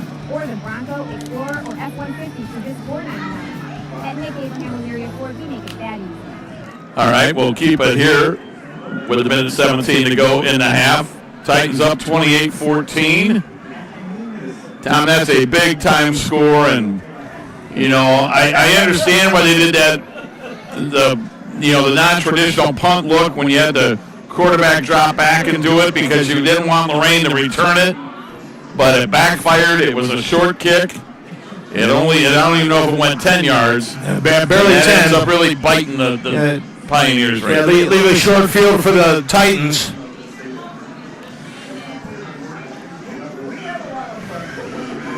And I certainly wouldn't kick the ball deep, and I certainly wouldn't kick it anywhere near Ja'Cory Bradley right now. And Bradley has had a decent return. He did return one all the way to the tight 27-yard line earlier. And Rivera will send it deep, and he does send it to Bradley. He's at the 20, up to the 30. Bradley to the 35. He's stopped just shy of the 40-yard line. Elyria gets it there with 1:11 to go in the half. Down 2 touchdowns with 2 timeouts remaining.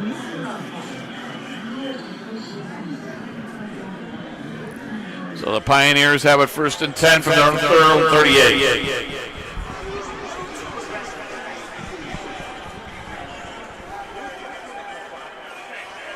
Elyria coming to the huddle from their own 38-yard line.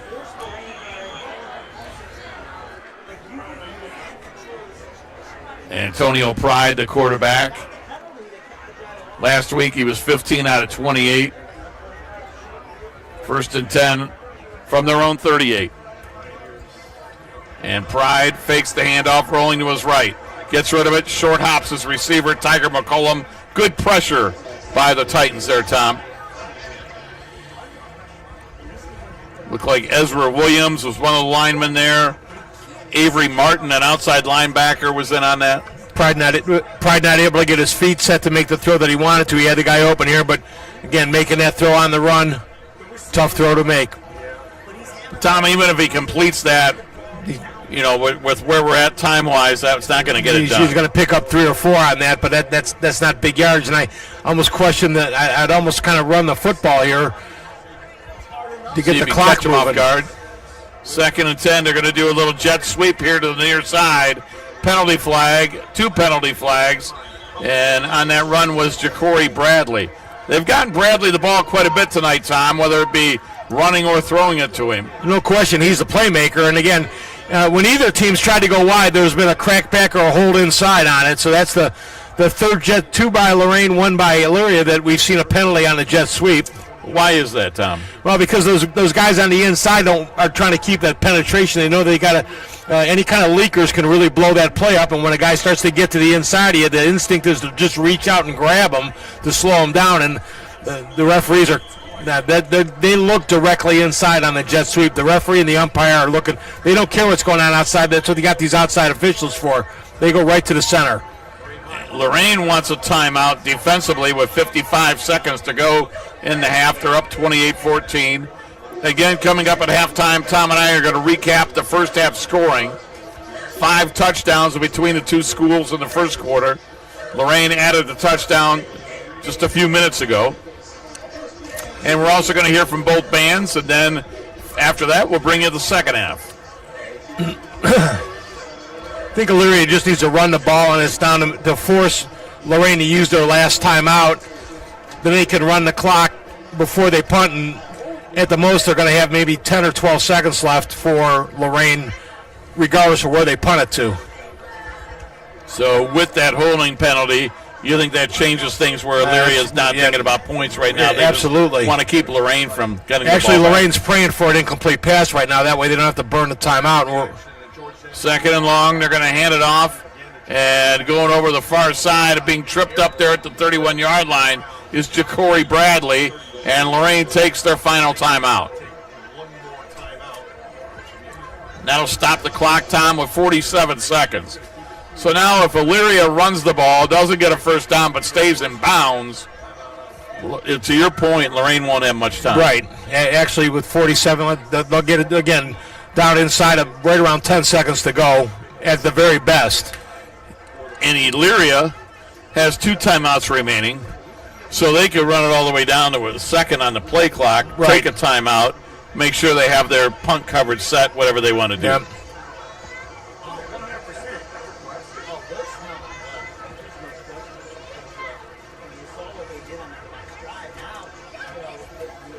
So the line of scrimmage is the Pioneer 32. They need to get to the 48 for a first down, meaning they need 16 yards.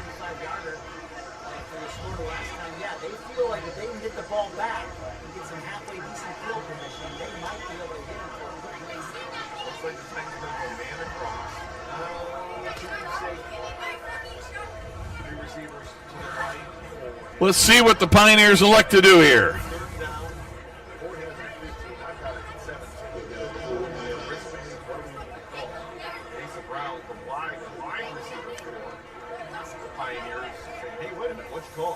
Pride is going to throw it over the middle, and it's caught, intercepted, and that's going to be a touchdown.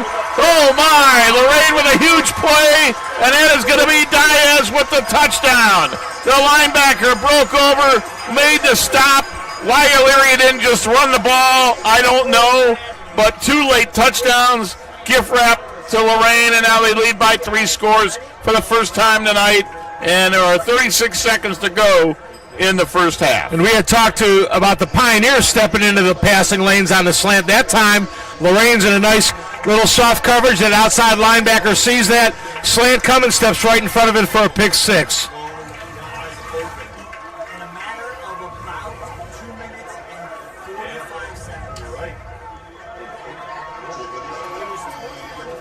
And now Elyria has a huge hole, and Lorain has all the momentum. And Rivera will try to go 5 for 5 on extra points right here. And it's a bad snap. They don't get it down, and they're going to be stopped. So it will not get the 2-point conversion after they have a bad snap. The holder did his best to try to make something, but Tyree Morales really was in a tough spot there, Tom. It was collapsing around him pretty quick. Want to thank our sponsors that have made tonight's game possible. The WEOL Gridiron Clash, streaming live on WEOL.com and on the Chronicle Telegram's YouTube channel. Tonight's game with Lorain and Elyria brought to you in part by Nick Abraham, Elyria Ford, the corner of Route 57 at East Broad Street. Eco Tree Services, your complete tree care company. Valley Chevrolet on State Route 18 in Wellington. And by Stewart's TV and Appliance, 468 Cleveland Street in Elyria. And just like that, the Pioneers are down 20. 2 touchdowns in 41 seconds for Lorain. It was 21-14 Titans with 1:17 to go in the half, and now they lead 34-14.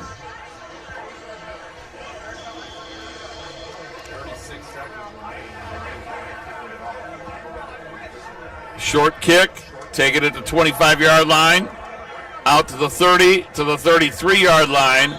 And for Elyria on that return, I don't have a number 8 on Dolan Melendez. All right. Dolan Melendez, thank you. Senior. 18, I got you, 18.8. I saw the 8, I didn't see the 1.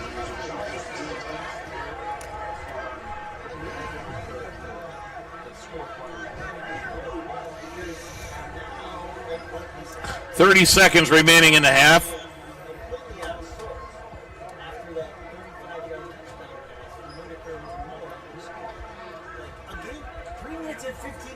Pride again's going to, and he'll hand it off, and nowhere to go.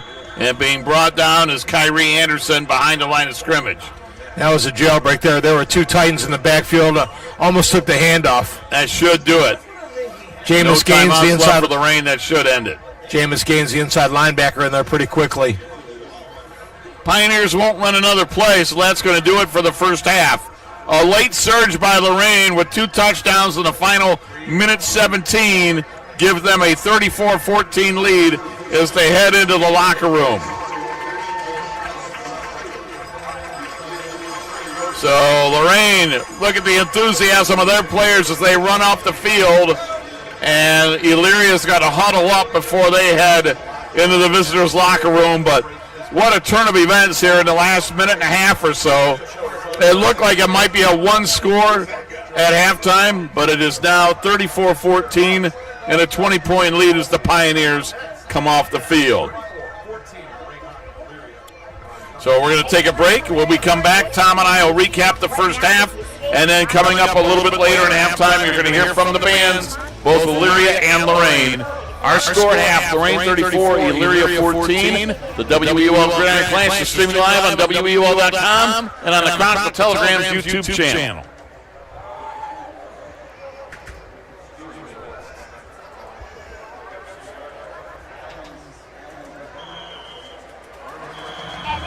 Nick Abraham, Elyria Ford, this month's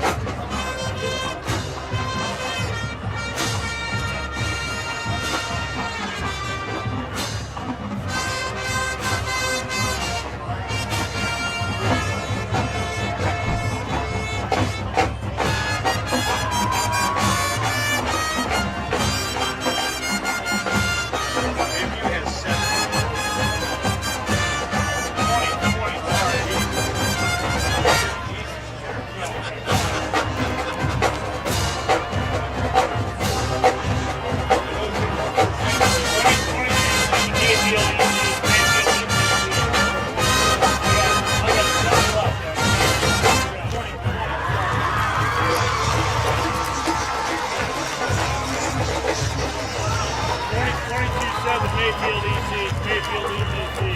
Mayfield easy. Mayfield easy.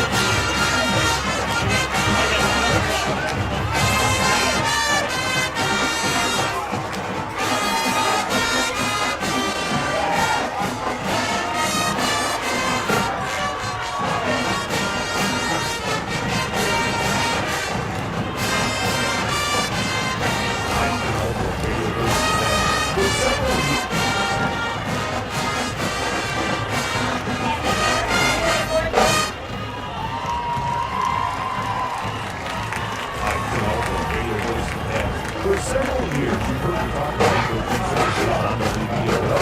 We stay on the training room. For course, I contacted the coaches. They did an incredible job. The folks at Eagle Tree continue to visit and report plus flawless. They believe in your courtesy attention for you.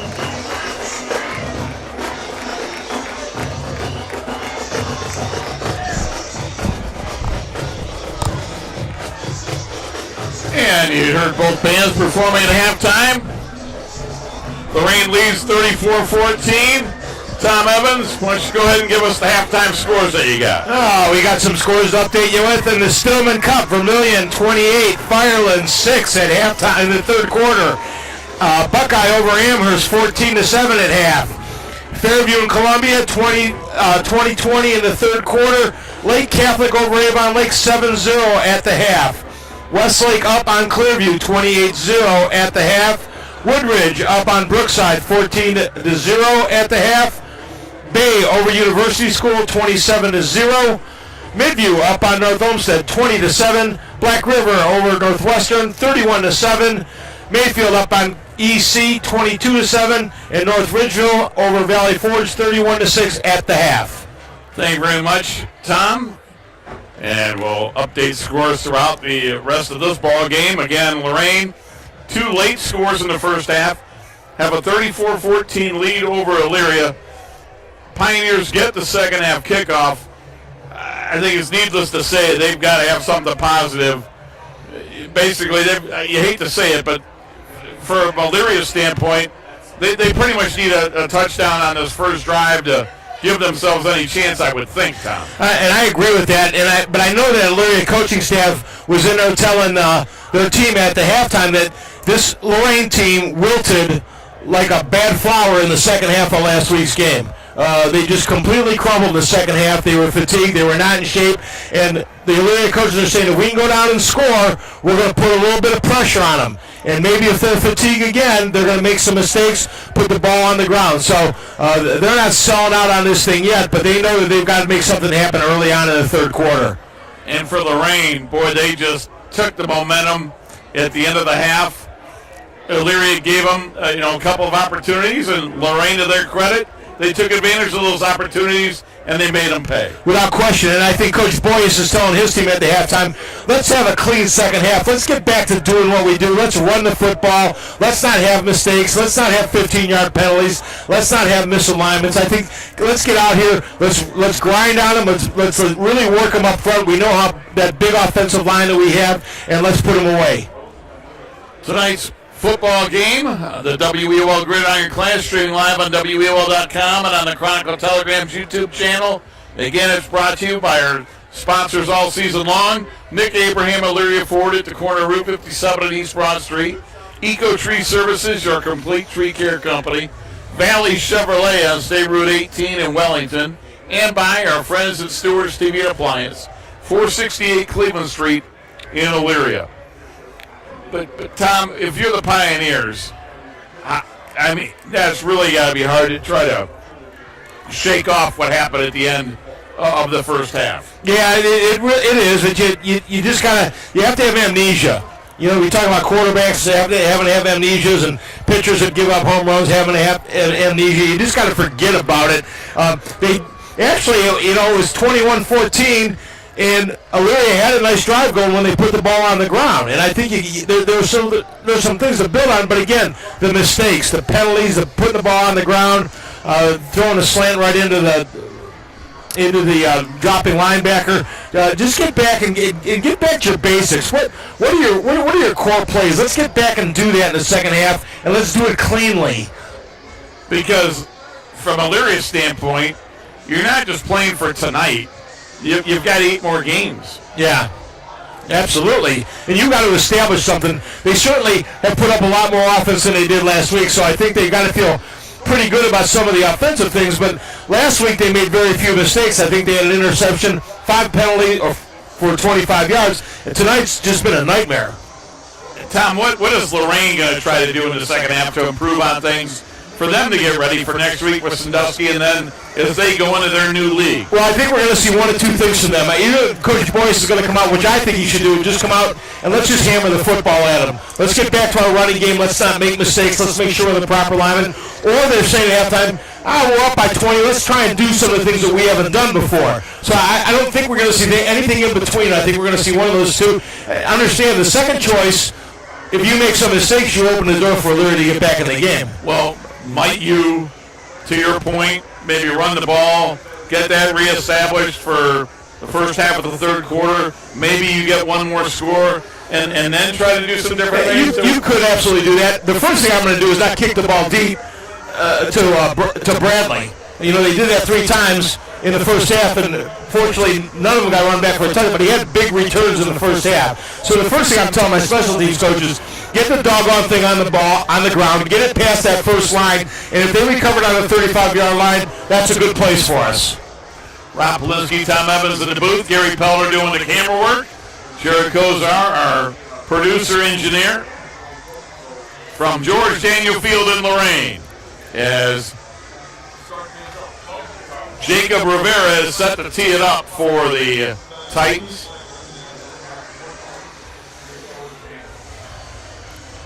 And Rivera is going to send it down, and it will come to Bradley. Bradley running now, can't get to the 30 as he is brought down there by the Titans, and waiting to see the license plate that comes running off here for Lorain on that stop.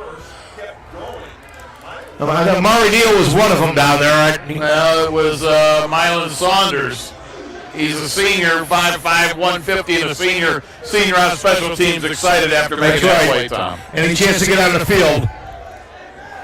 So Pioneers, first drive. Second half, they'll have it at their own 30. They trail it 34-14.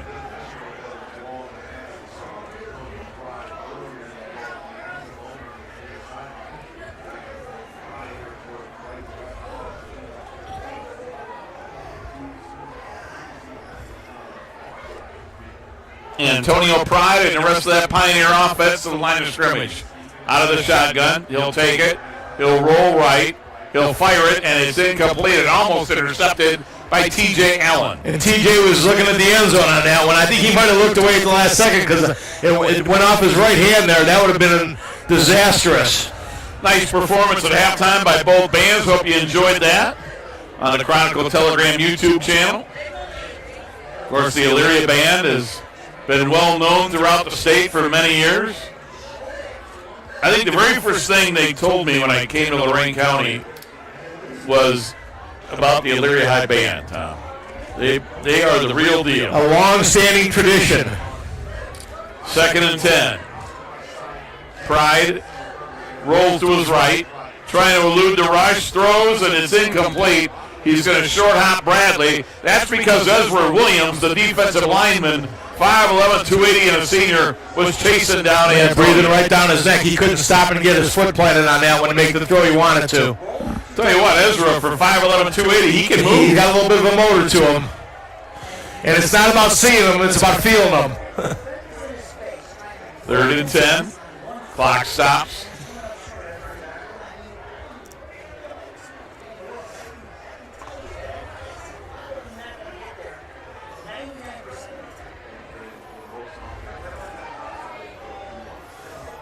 So Pioneers, after 2 incomplete passes on a 3rd and 10.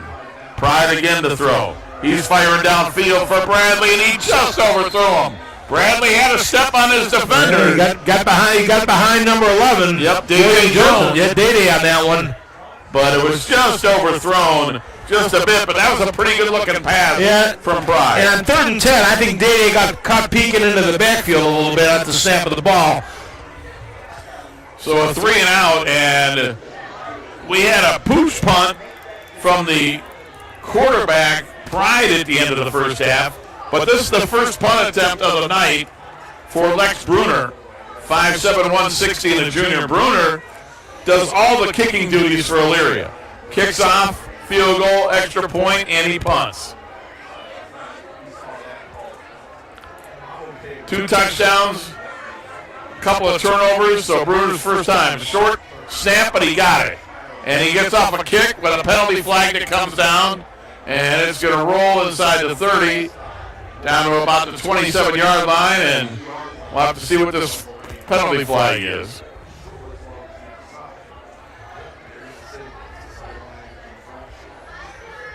As we've got a Titan shaken up. Coming off the field is Josiah Augusto. He's a defensive lineman. He got helped off the field by Ezra Williams. And now he's walking okay, but looks like he's having a problem with his lower leg.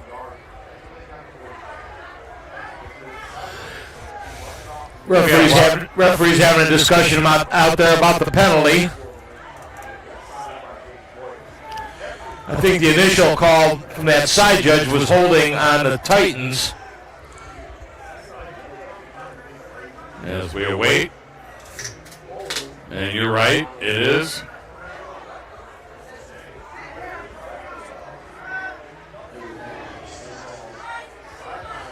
And a sideline warning as well.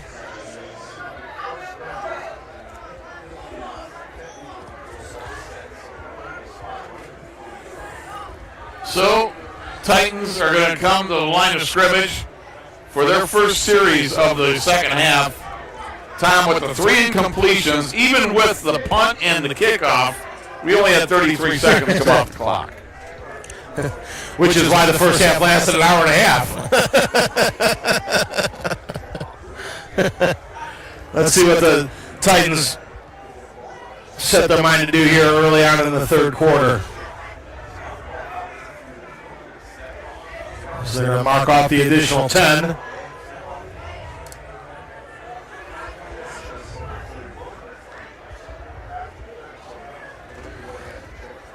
They're marking them all the way back to the 13.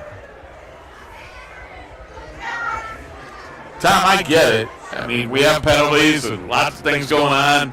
Both teams have been sloppy.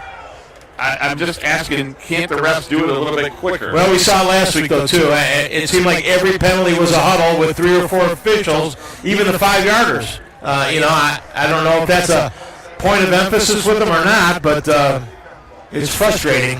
Whitaker turns, he'll hand it off, and across the 20 to the 25 to the 30, big-time run there, and that is going to be T.J. Allen getting the first carry of the second half. What a job by T.J. Allen. Gets a big chunk of that penalty back for him. And now we've got a Pioneer that's shaken up. And while we look at him, I want to remind you that tonight's sponsors for high school football are Nick Abraham, Elyria Ford, Eco Tree Services, Stewart's TV and Appliance, and brand new to WEOL. We appreciate these folks coming on board this season on WEOL.com. Valley Chevrolet. They're on State Route 18 in Wellington. Start the second half. In case you missed the first half, David Whitaker is the quarterback. The running backs are T.J. Allen and Javion Harrison. We've seen them both. Receivers Brad Adamini, Zion Moore, who had 2 touchdown catches, along with Tyree Morales. Up front, the Titans are going on the left side of the line. Amari Malone, Jalen Moore. Lamar Miller is the center. Right side is Bryce Lowe and Deontay Edwards. I think that's Christian Rogers. Coach Wilson came out to Lorain. Sitting up now and up on his feet. I'll get it for you. Making his way up the field. That is Amari Ford. Amari Ford, one of the linebackers, shaken up. So for Elyria defensively, Brandon Schlemer, Torrance Vaughn, Jackson Goodspeed has been up front. Anderson, Springer, Ford, Hope were the linebackers. Corners are Rogers and Ensign. And the safeties are Eris Malone and Dolan Melendez.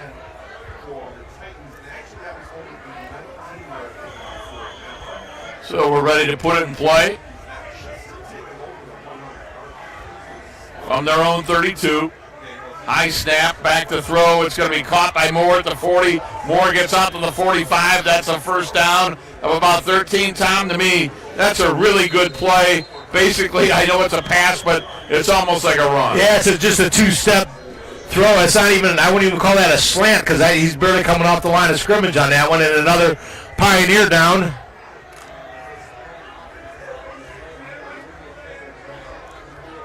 Tell you what, Ann Hamker's going to get her steps in. Yep. Going out onto the field today, the Elyria trainer. As Lorain will have it, 1st and 10 at their own 45. 11 minutes to go, third quarter. They lead 34-14. Next Friday night, Elyria is at home for Brunswick. Lorain will be at Sandusky. On WEOL.com tonight on Stream 2, Vermilion and Firelands. Rocco Nushi, Mike Rush have that. Michael Keefe and Chad Meyer have Keystone at Cloverleaf. Take a look at next week is week number 3. Tom Evans is going to be over at Avon for Glenville at Avon. That'll be our YouTube game on the Chronicle Telegram YouTube channel.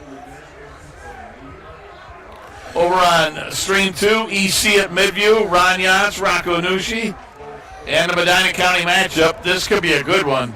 Highland at Avon Lake, Michael Keefe and Chad Meyer. Those are the games next Friday, which is week 3. Traditionally, Tom, that is the last non-conference tune-up for the teams. Most conferences are 8 teams.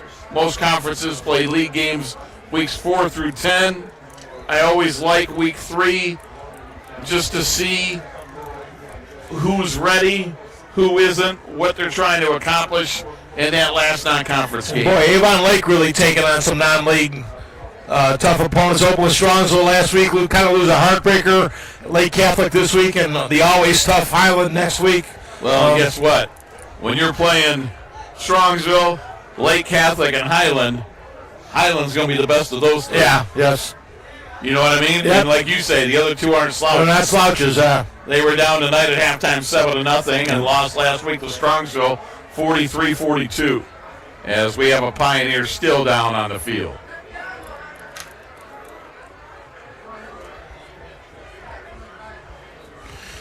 Going back to that Glenville-Avon game, I know Coach Ginn walked away a little bitter last year because that was a 14-12 game played in the downpour over there, and he thought that they converted the extra point, the 2-point. He thought that they'd put the ball on the flag, and they didn't, and that ended up being the difference in the game over there. So the Tar Blooders will be ready next week. As will the Eagles. Multiple trainers out there, so I can't tell you who's on the field for Elyria, but they've been working on that young man for a while. They got him sitting up now. And that's the good news.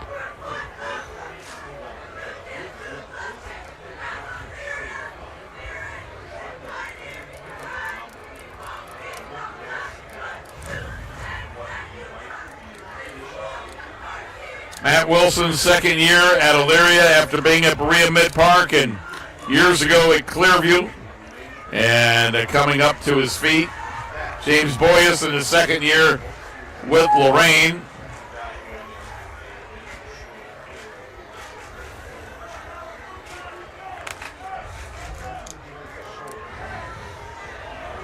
Still waiting for that young man to, they've got him stood up. We've got to see him turn around so we get you a number. Updated score from Keystone and Cloverleaf. Cloverleaf 22, Keystone 6. Is that a final? That's a final from down at Cloverleaf. And Levi Springer is the linebacker who is shaken up, and Ann Hamker is helping him off the field. So we'll have to keep an eye on that, Tom. I don't know if Levi Springer looks like he's coming back in the game. Walking pretty gingerly there. Boy, so Cloverleaf with a win over Keystone. That's a little surprising to me after Keystone won last week and Cloverleaf lost. But Cloverleaf lost to a really good team in week 1.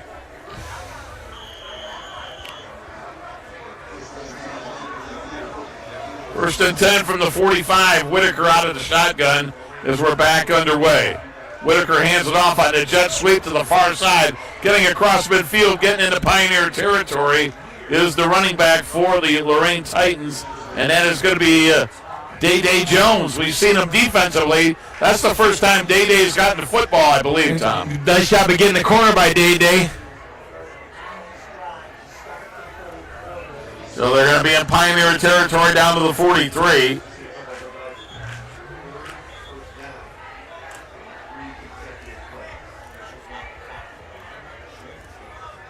Whitaker. New linebacker out there is Quan Ward. He's a sophomore. He's number 20, Tom. Quan Ward out there for Elyria. TJ Allen gets the handoff over the far side down the sidelines, and he'll have another Titan first down as he's knifed out of bounds inside the 30 down to about the 27. That's a gain of 16. TJ tries to do a little jump over one of the defensive backs that comes up to try to go low on him. He was a little bit banged up in the first half. He was able to get airborne there. How much, if at all, did Coach Boyes remind his team at halftime of that poor second half last week against Maple Heights? Oh, I guarantee a lot. Right? So it was a point of emphasis with them all week, and I know that that was the discussion at halftime. And they have come out with a purpose here. Handoff, TJ. And Allen at the 25 drags Pioneers to the 23. Nice job by a couple of the Pioneers there defensively. Elijah Hope, an outside linebacker, was one of them.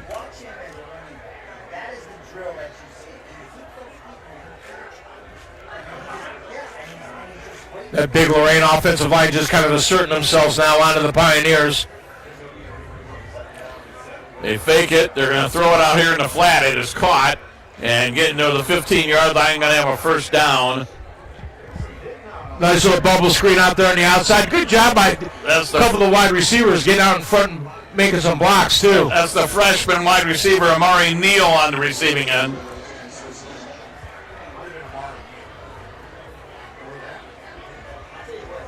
First and 10, Titans at the 16 of Elyria.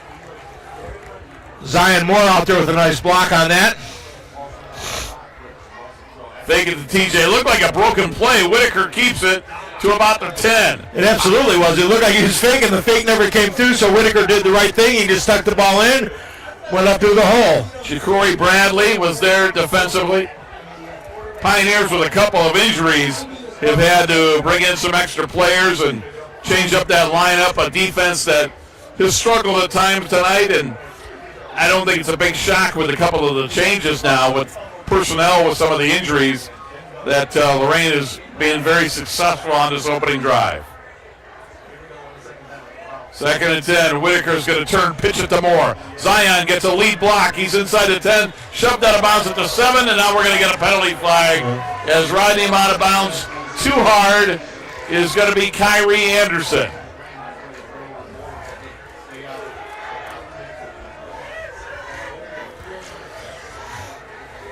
I will say this, there is not a ton of room out of bounds between the track and that out of bounds, but still Kyrie a little too aggressive. A little extra, but not blatant.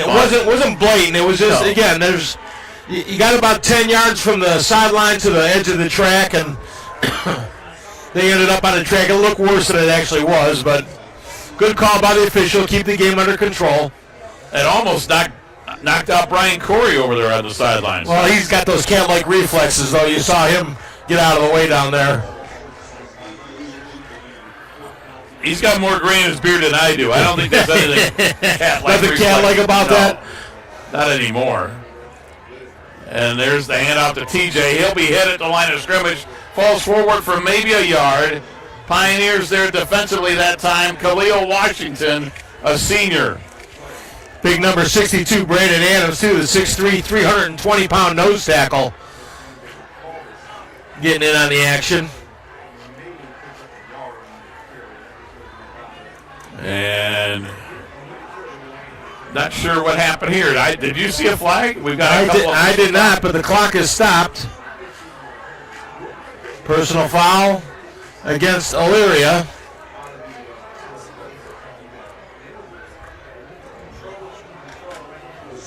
I'll give the officials some credit here, Tom. I'm sure they see that this game's starting to slip away from Elyria.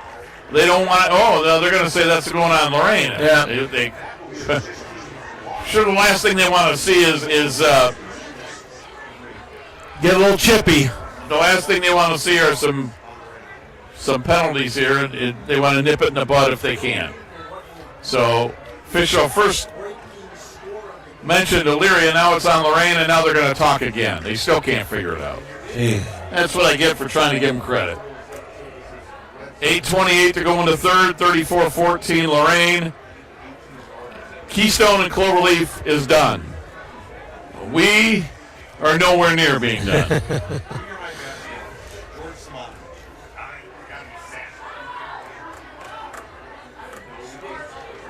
Now we're talking about the linesman and the side judge.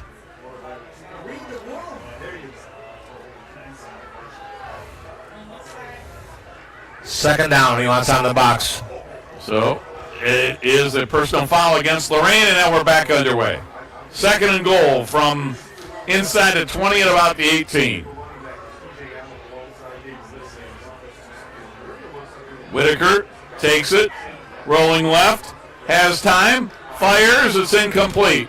The official was the closest person to it. That was one of those delayed drags where they were thrown to the backside, back across, and the umpire ended up looking like the intended receiver on that one.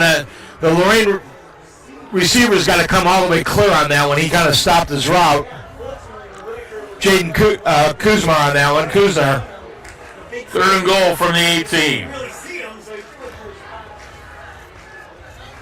Last week, Rivera had a 24-yard field goal, but right now it's 35 yards, so they would need another 10 yards or so to get it that close. They might be looking at 4 downs here to try to get a touchdown. See, if you don't get it, you've got Elyria pinned pretty deep in their own territory. On third and goal, Whitaker fires over the middle into the end zone, incomplete, fourth and goal. Yeah, that ball just kind of sailed on him. And you've got another Pioneer hurt.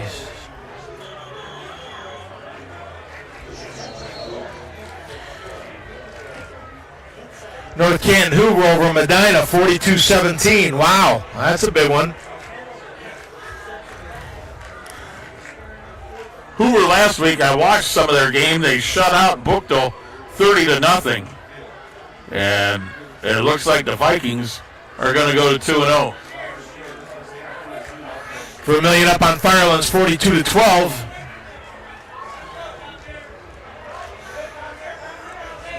Vermillion, that's going to be an interesting team, Tom. They lost a lot from that team that had the playoffs last year. They had a close win last week with Margaretta. They're winning tonight. Next week, they've got a real winnable game at Willard. They could be 3-0 as they head into SBC play. And I don't think the Sailors were a team that we thought about at the beginning of the year with everybody they lost. Well, because they lost so much stuff. I mean, we were counting the seniors on the field doing that playoff game over there last year, and all in key spots, too. But maybe Coach DeFucci is just going to reload over there. That's it. Again, they continue to work on one of the Pioneers, and now getting up.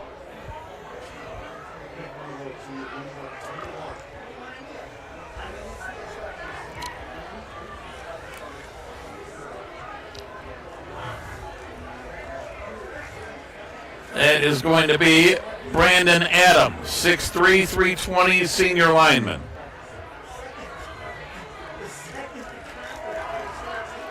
So a decision for Lorain. Fourth and goal from the 18. Jacob Rivera is coming out. He's going to attempt what would probably be about a 35-yard field goal with his team up by 20 and 8:03 to go in the third quarter. Technically, it looks like a 34-yard attempt.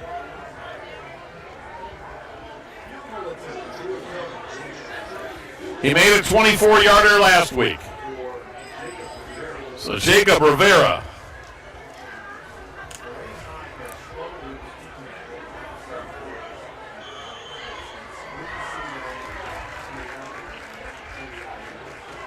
Snap is high and it goes over the head. Rivera's going to run it down. Can't pick it up. Now they fall on it. Elyria is going to get it at their own 42-yard line.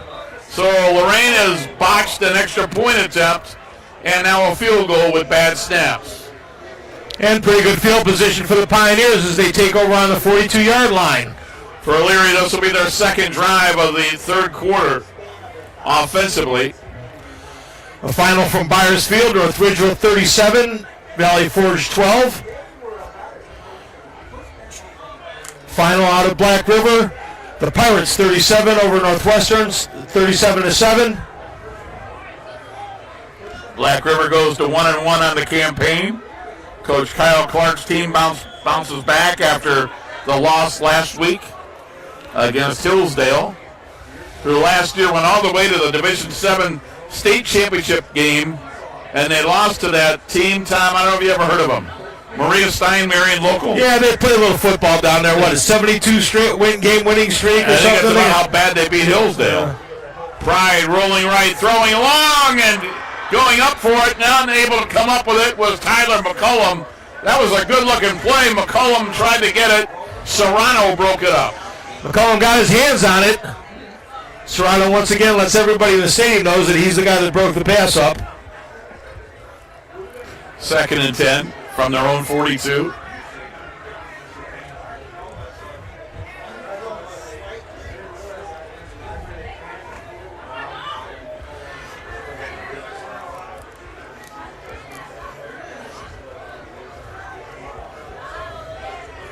Pioneers, both their touchdowns were back in the first quarter.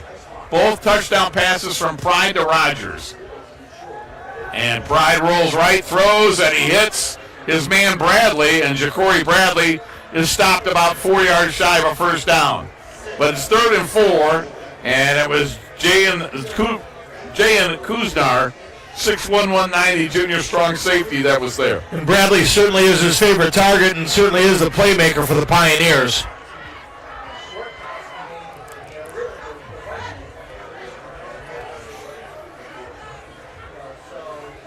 If the Pioneers are going to have any luck at all this year, they're going to have to find a way to get a running game jump started, though. Yeah, they really have struggled with that. And here's a handoff on a jet sweep. And Bradley nowhere to go. He's brought down behind the line of scrimmage. He's going to go back to the 40-yard line. And he's brought down by linebacker Bird Gaines. 5'9", 235, but a senior. Bird Gaines with the stop. And Elyria last week, Tom, they ran for 67 yards. We don't have the stats in front of us, but I don't think they're there yet tonight. I think you're right on that one. And the only positive yards they've got a couple jet sweeps where they've got the corner, they've got nothing inside. And they're pretty big up front. I mean, they're just not getting bodies on bodies. So I saw this when I was writing on my lineups. Bird Gaines, 5'9", 235 senior. Shouldn't he be Big Bird then if he's 235 and a senior linebacker? Thank you very much. There we go. He's here all night, folks. Well, I mean, you would think he would be like 120 pounds if his name's Bird. There's a long pass downfield and incomplete on 4th and 11. They go for it. They try to get it to Christian Rogers, who had 2 touchdown catches in the first quarter. Can't come up with that. Elyria turns it over on down. And the back judge wasn't in position. I think the Pioneer receiver wanted an interference. Got a little arm on him there. That's good coverage by the Titans, but that was a pro style tug on the jersey right there. Oh, Lorain takes over at the Elyria 41, up 34-14. We still have 6:11 to go in the third quarter.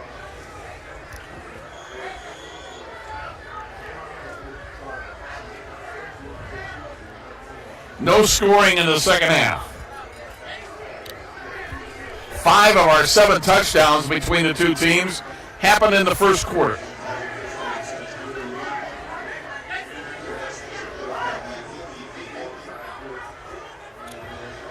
Whitaker out of the shotgun.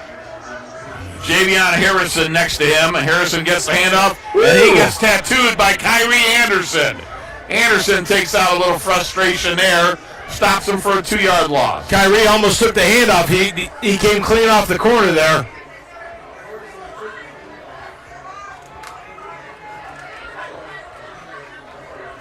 And the best part about that play is they got the clock going.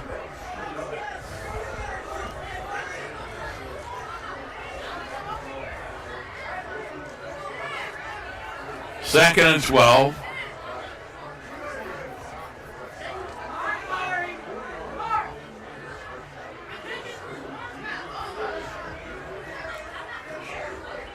Whitaker hands it off and running straight ahead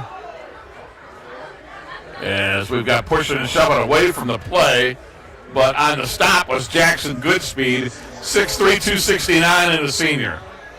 Thankfully that pushing and shoving didn't lead to a penalty. It just separate them, let them keep going. 5 minutes to go in the third. 3rd and 6 here. We're definitely in 4-down territory for the Titans. Were you surprised Elyria went for it on 4th and 11? Yeah. I was too. Yep. And I know they're trying to get something going, but that... I was a little surprised myself. High snap, Whitaker comes up with it. And he is going to run, and he'll be brought down by Kyrie Anderson and friends. Very close to the first down. He got down to about the 31, and I think he might have got it. He did. First down by David Whitaker. And he fell forward for the first down. He's a load. Yeah, he is.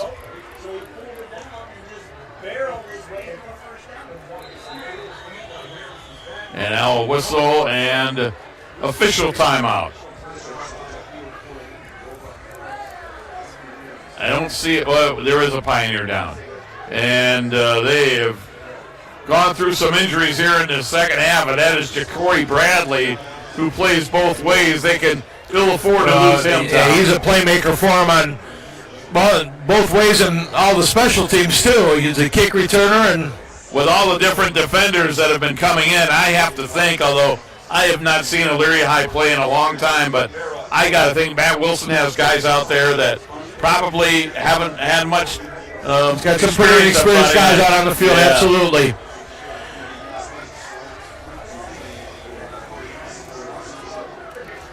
All right. Tonight's game, our WEOL Gridiron Clash, streaming live on WEOL.com and the Chronicle Telegram YouTube channel. Once again, want to thank all of our season sponsors: Stewart's TV and Appliance, Valley Chevrolet, Eco Tree Services, Nick Abraham, Elyria Ford.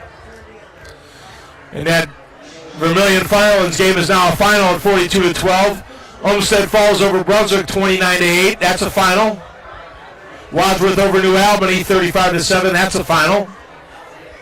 Tom, I know it's early in the year and they're kind of on the fringe of our coverage. I think that Wadsworth team's going to be the real deal this year. Handoff, jet sweep, near side, Zion Moore, run out of bounds by Kyrie Anderson. You know, last year we saw Wadsworth lose in the playoffs to Avon, and they were young. And they went down scrapping. I mean, that was not Avon running away and holding on to the ball. That was a dogfight through 3.5 quarters. 2nd and 8. Fake the handoff, throw it out here in the flat. It is caught. Moore got a nice block. 20, 10, out of bounds. Tom, maybe a point here that we haven't emphasized enough, but Lorain's receivers that don't make the catch, they've done a good job of creating space, and part of the reason they've had big-time plays are their receivers that are out there making blocks. A tremendous job of blocking for their partners out there.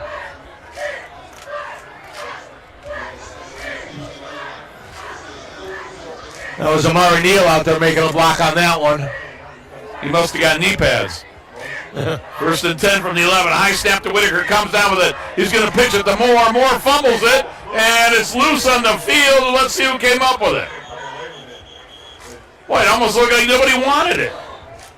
Well, Whitaker bobbled the snap, and they were going to run the option here to this side, and instead of just taking the ball and tucking it up and making the play, he tries to make a pitch, and that gets on the ground. You got a Pioneer down on the field on the far side. Now we got players down on the ground all over. 2 Pioneers down. Line. 1 down on the 20, 1 down on the 10. Braden Schleimer is one of them.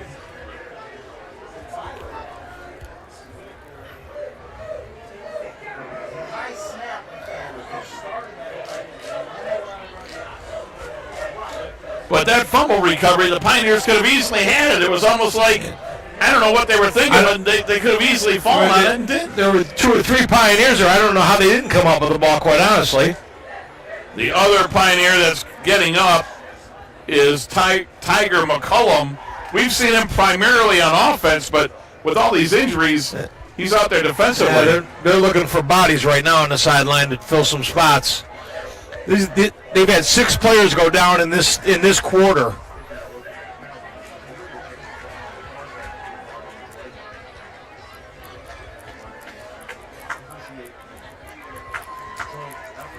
Ann Hamker over there with Braden Schleimer.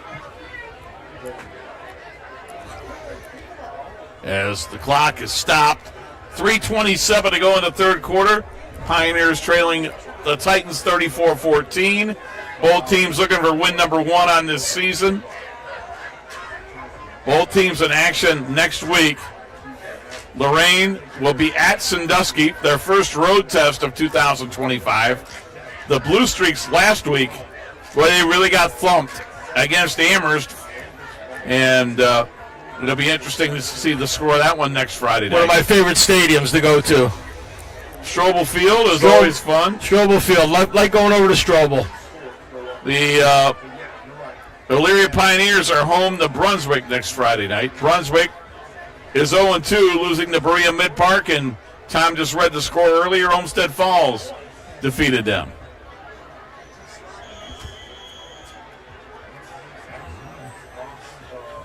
So we may have 2 0-2 teams at Elyria next week. TJ Allen takes it.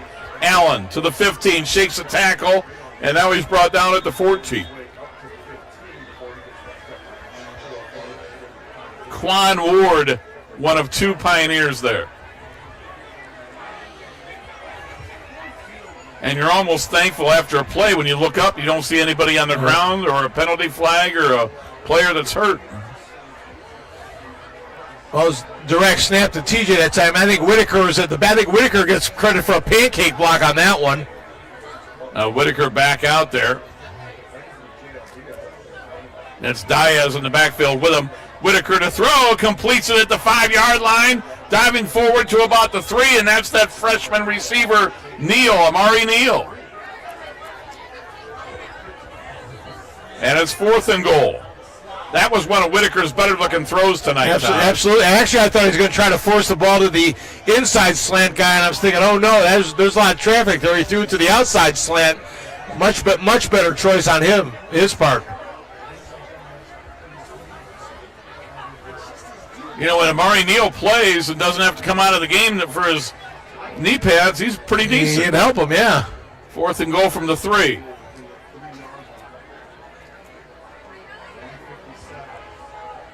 Whitaker takes it, wants to throw, fires, and it is going to be incomplete. And Elyria will take over deep in their own territory. Trying to go back to Neal, and that time Whitaker threw it behind him. Minute 50 to go in the third. Well, give credit to the Pioneers defensively, Tom. They've had a lot of players go down. They're down by 3 scores. Doesn't look good for them, and yet they deny the Titans the end zone on that drive. Still scrapping. It's hard to think about right now, or to remember. It's been such a strange game and a long night. But with a minute and a half to go in this first half, it looked like the Lorain Titans were going to have a 1-scored lead. Yeah, 21-14 we were looking staring down the barrel of.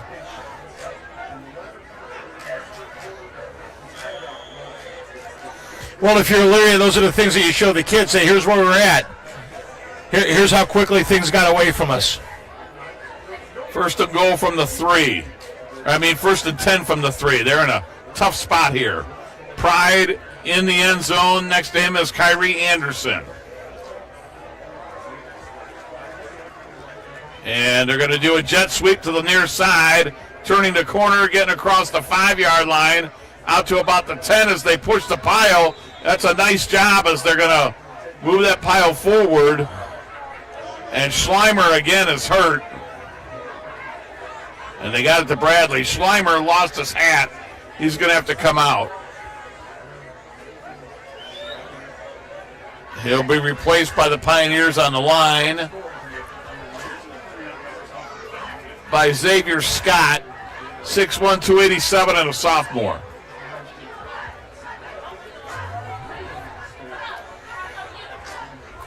They got 8, 2nd and 2.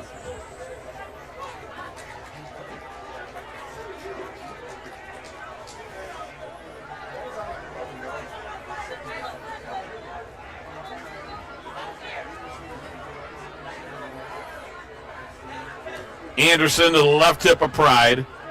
Osborne, the center, snaps it back to him. He'll throw it out in the flat. It's dropped by the receiver, Ja'Cory Bradley.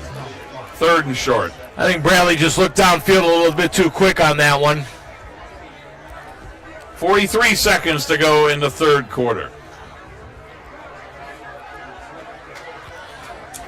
Final over at Elyria Catholic, Mayfield 28, EC 13. Buckeye a winner over Amherst 21-13. That's the final.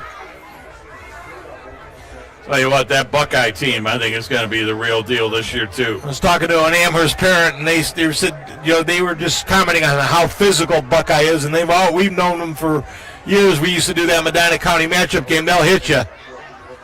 Pride rolling right, fires, and did he come up with a catch over there on the far side? It looks like he did. We got a flag down. We got a flag down in the backfield, though. I think this one's coming back. But coming up with that reception is Dolan Melendez, who's played strong safety, and now he's on the offensive side. Lorain says penalty is going against Elyria.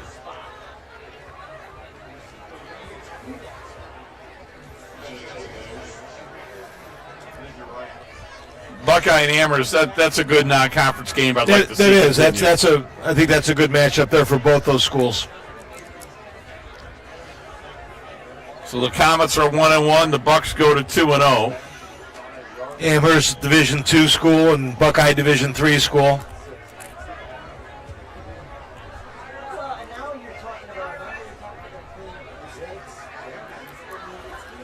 Third and 7. 19 seconds to go in the 3rd quarter.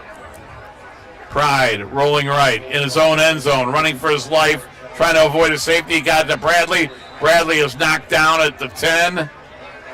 He's going to be short of the first down. Yep. And he got knocked out of bounds. Stops the clock with 7 seconds. To go in the 3rd, Elyria is going to come out to punt, I would think.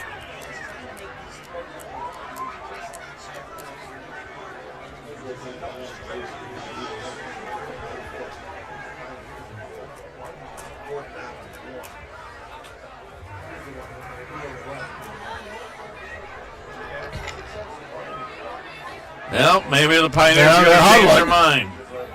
From their own 11 on 4th and 1.5.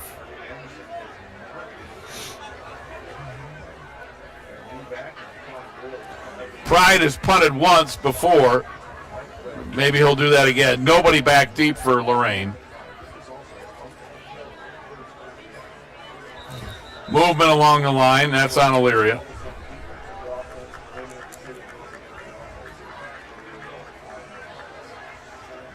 Now that makes the decision, and they'll bring out the punting unit.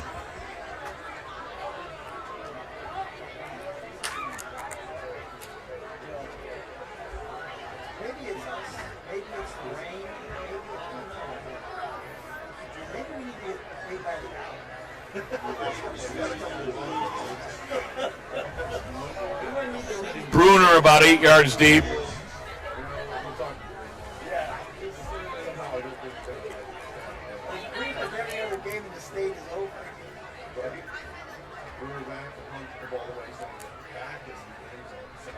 High snap, Bruner gets it, and he gets off a decent kick. Bounces at the 40, rolls out of bounds, and thankfully the 3rd quarter has come to an end. We have played 3 quarters from Lorain's George Daniel Field. No scoring in the 3rd quarter. It remains 34-14 Lorain at high school football. The WEOL Gridiron Clash streaming live tonight on WEOL.com and on a Chronicle Telegram's YouTube channel. is brought to you by Valley Chevrolet on State Route 18 in Wellington. Stewart's TV and Appliance, 468 Cleveland Street in Elyria. Eco Tree Services, your complete tree care company. Nick Abraham, Elyria Ford at the corner of Route 57 and East Broad Street. Rob Polinsky, Tom Evans in the booth. Gary Pelder doing the camera work. Jared Kozar, our on-site producer and engineer.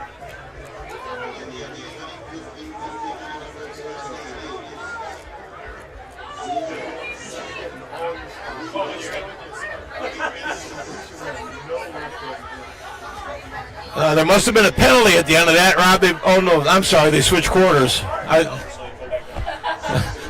I thought it was Groundhog Day, like we were going to leave the third quarter. I'm sorry. It's been a long night, Tom. That's okay. 1st and 10 from the Elyria 43. Whitaker fires over the middle, caught at the 30-yard line, about a 13-yard pitch and run there, and for the Titans, it's J.N. Kuznar. Whitaker, as this game's going on, to me, his passing has been better than it was early, and I'm sure that's something they want to improve on because last week they threw for 7 yards. They've got to improve on that. They had 4 completions all last week. I think it was certainly on the top of their list of things to work on if they had the opportunity to do it. Whitaker again from the 31. He's got plenty of time. He's going to tuck it under and run, though, and that's a positive run inside the 25, down to about the 23, an 8-yard run. One of the Pioneers that was trying to hang in there was Christian Velasquez, 5'8", 175, and a sophomore.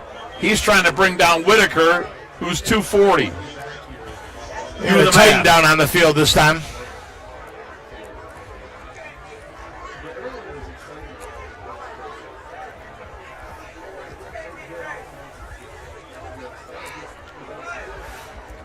Well, you mentioned Mayfield. Again, they win the city championship in Elyria as they defeat the Pioneers and the Panthers. If Open Door brings back their program, they could, I guess, really go for the trifecta.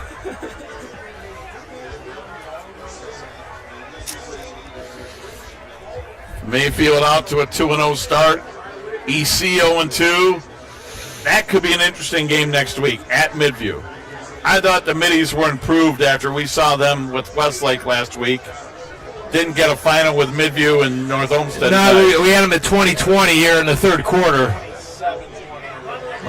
Midview leading 27-20. So I think that could be an interesting game for EC and for both teams. And really, an important game for both teams. Midview heads into the SWC. EC, much like Elyria, has struggled with trying to get wins. And, going into that North Coast League, and not going to get any easier for them. No.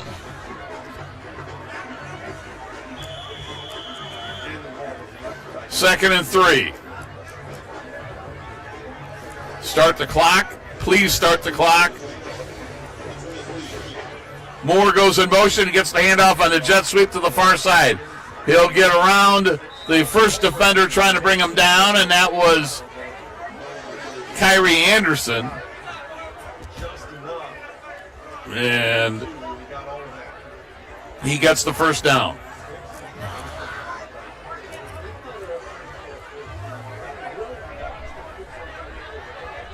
First and 10 from the Elyria 21.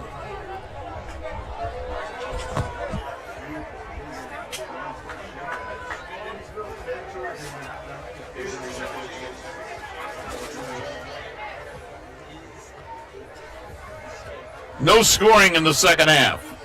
Elyria has not scored since the first quarter. Whitaker throwing, quick one over the middle is tipped away by Kyrie Anderson. It'll be second down. Get a nice job by Anderson dropping into that lane. Lorain one more time looking for that slant. And you got to be careful about going to the well too often.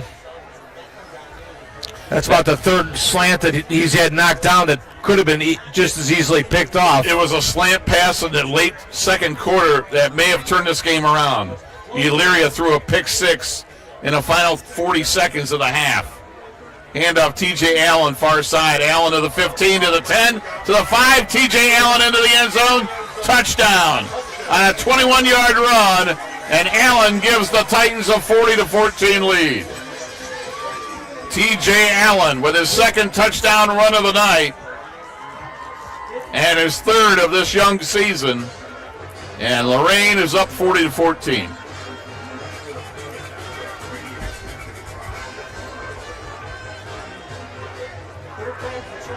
That'll bring Rivera back out.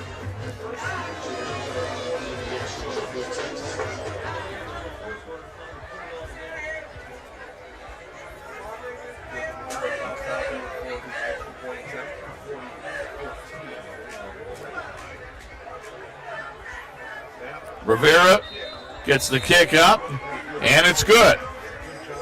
Rivera has been a really good kicker for Lorain in this early part of the season. Their issues have been on the bad snaps, but when they get it down, and Rivera's got the foot. You know, he's not going to make a 40-yarder for him, but he's been very consistent with the extra points. He gets a nice clean foot on it and straight down the middle. When was the last time Lorain had a kicker that you could count on for field goals and extra points? They went many years where they were going for 2 on every touchdown. High school football, the WEOL Gridiron Clash streaming live on WEOL.com and on the Chronicle Telegram's YouTube channel is courtesy of these fine season sponsors. Nick Abraham, Elyria Ford. Thanks to Chuck Sturgill and everybody down there. They're at the corner of Route 57 and East Broad Street. Eco Tree Services, your complete tree care company. Valley Chevrolet on State Route 18 in Wellington. And by Stewart's TV and Appliance, 468 Cleveland Street in Elyria. Well, the Titans are on their way to going 1-1. After a 9-1 campaign last year and losing to Maple Heights last week, I was really interested where they were going to come into this game at. There were chances in the first half for Elyria, but all in all, by and large, when Lorain had to make the plays, Tom, they did so. Lots of holes for Lorain to fill this year, too. And I know I know Elyria is struggling, but this is still a big win for Lorain. And kick goes out of bounds off the hands of the returner, Ja'Cory Bradley. So that means Elyria will take it where the kick went out of bounds. They'll start with it on the 12-yard line. Where does Elyria go from here after tonight? You simplify it. You just got to simplify it. You got to find 3 or 4 things that you can do and do well without making mistakes and execute, and then build off of that. Pride has some ability. Pride shows, and certainly we talk Bradley's a playmaker. They do some things sporadically defensively. There's pieces there, but the problem is nobody in the SWC cares that you want to get better. They're just going to come out and punch you in the mouth when you get off the bus. You got a timeout on the field, but Elyria, somehow, some way, they've got to get some kind of semblance of a running game, don't they? Without question. You're not going to compete in the Southwest Conference if you can't run the football. And right now they don't have the ability to do that. And again, look at the bodies on the sideline. We saw 5 or 6 go down in the third quarter. For a Division I school, they're one of the smallest teams, size-wise, numbers-wise, in the SWC. It's understandable. They haven't won a game in 2 years, so you're not going to get 80 kids that are going to say, sign me up for that. I had a long talk with an old coach the other day about that, about when you rebuild, you really got to pay particular attention to resist the urge to bring freshmen up to play on the varsity, to have your freshmen stay together and learn to play together, provided you've got enough of them. Elyria was at a point where they didn't even have enough, where they had to bring everybody up. But I think when they have numbers coming, you got to start separating those kids out and making sure they're playing competition, they're learning how to win against, instead of just throwing them right into the fire. 1st and 10 for the Pioneers. Pride will take it. He'll hand it off and hit in the backfield and brought down.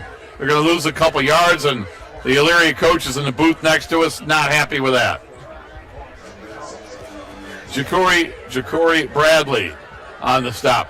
I'm gonna, I think I know that foot stomp. I'm gonna guess that was Chip Show. Yeah, I would say you're right on that one. I think that was a Chip Show foot stomp if ever I heard one. But it wasn't followed with the usual hand slam, though. But we can't see it. We would have heard it. Second and long, 9.5 minutes to go. Lorain up 41-14.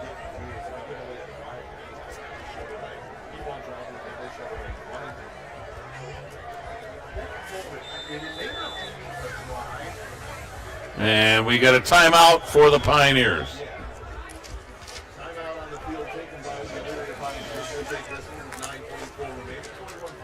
High school football brought to you in part all season long by Valley Chevrolet on State Route 18 in Wellington.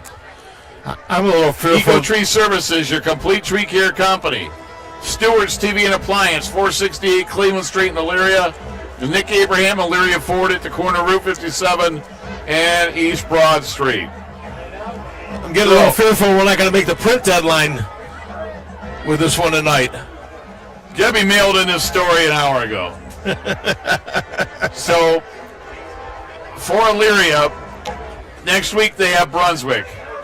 Then you're going to go to start the SWC at Olmsted Falls, home to North Ridgeville, at Avon Lake, home to Amherst, at Midview, at Berea Mid Park, and you wrap up the year against Avon. I mean, it's cliche, but it ain't going to get any easier. No, that's brutal.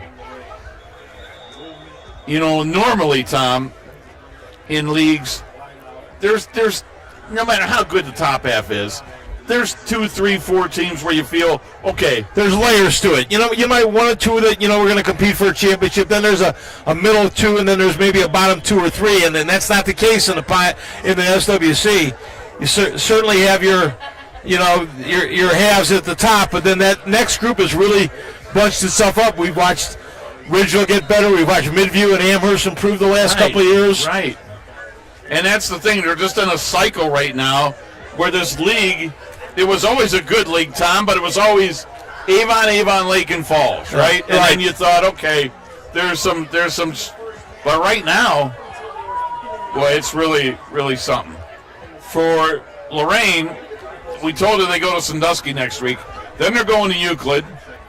They come home to Cleveland Heights, at Brunswick, at Shaker, home to Strongsville, Menor, and at Medina. That's a lot different than what they were seeing in the LEL. That's a lot different than Shaw, Maple Heights, Garfield Heights, and that crew. Yeah. Bedford. They're going to throw over the middle, and it's going to be incomplete. They try to get it to Christian Rogers. So, point being, it's going to probably be difficult for both teams moving forward. Yep. We'll just have to wait and see. Now, Lorain left the LEL and then the LEL, I'm sorry. They aren't around anymore. I don't know what the word is I want to say, but disbanded. Thank you. I was struggling there, Tom, and usually when I struggle, you kick you when you're down. Do something. Disbanded. Thank you. They're no mas. No mas, yeah. Bruner to punt. 8:18 to go in the game, trailing 41-14.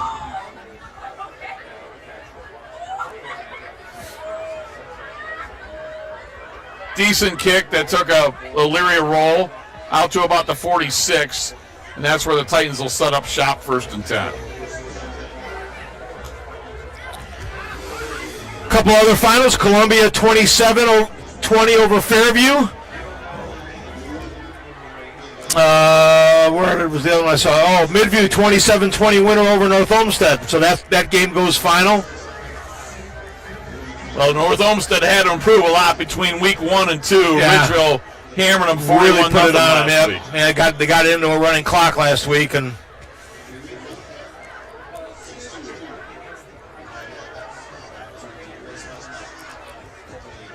Titans coming back out to the line of scrimmage, 1st and 10 from the Elyria 45. We still have 8:09 to go in the game.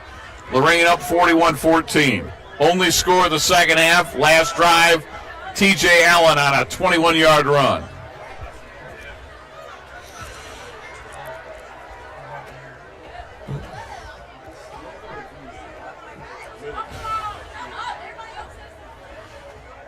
last score we had from Avon Lake was 21-7, Lake Catholic over Avon Lake. Handoff in the backfield, and I believe that is Javion Harrison. It is. He's brought down behind the line of scrimmage.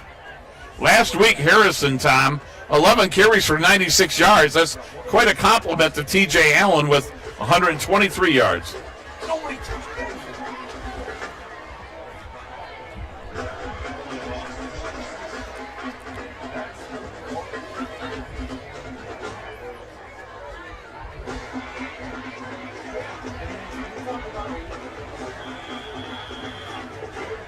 We walk back a 10-yard holding penalty.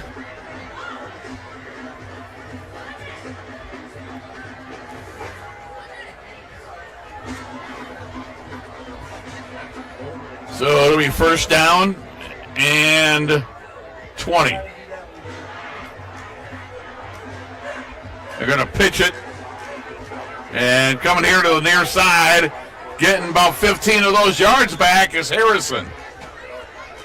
Tom, it's pretty rare you run for 250 yards in a high school football game and lose, but that's exactly what happened to Lorain last week. But it's a heck of a 1-2 punch with T.J. Allen and Javion Harrison. And, you know, talking to some of the people around Lorain, they said what they like, they're going to be that team that can put yards on 6-8, but they don't have that breakaway guy this year. You know, in the last couple of years, they've had the guy that once he got the line of scrimmage, it was you were chasing him, and so they're going to do it by committee, more often by committee.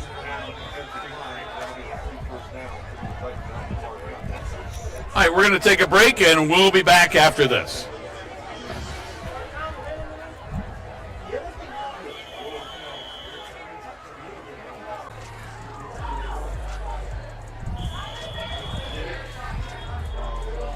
There was a pass interference penalty against the Elyria. They've marked the ball at the Pioneers' 17-yard line, first and 10. With 6.5 minutes to go.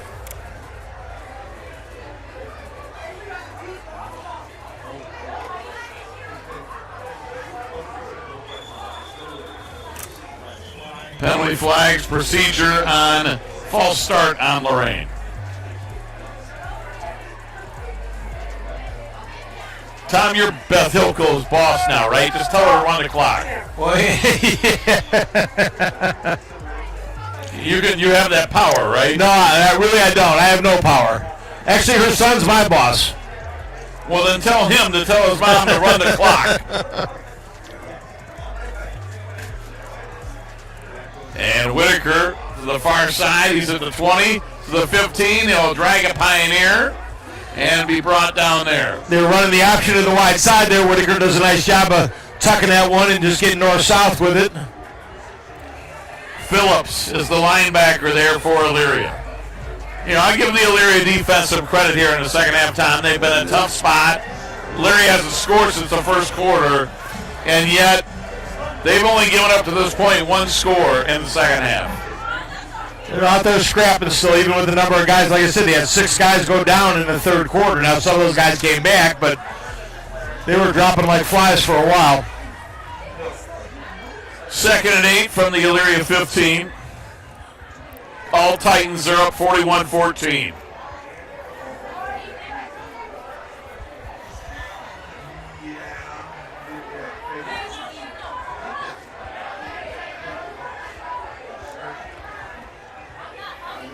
Whitaker takes it. He's going to roll to his right, and he's going to run. And he throws it past the line of scrimmage. It was caught, but he was past the line of scrimmage.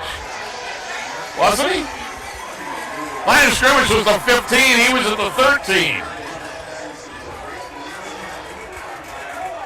That's going to be a penalty against Lorain. They're telling the 6 not to move. That line, the head linesman has. I don't see him throw a flag. Yeah, they're right. Yep. He's got an illegal forward pass. I was going to say, I can't be losing my mind yet. And Whitaker just lost track of where he was, so lost it down. I think the officials are just tired of throwing their flags. Just tired in general. I think Whitaker could have run that one in if he wanted to. I think he just lost track of where he was. 3rd and 13 from the 18. We've got a new Titan out there on the offense. And that is Malachi Hassan, a sophomore wide receiver. Number 27 out in the slot.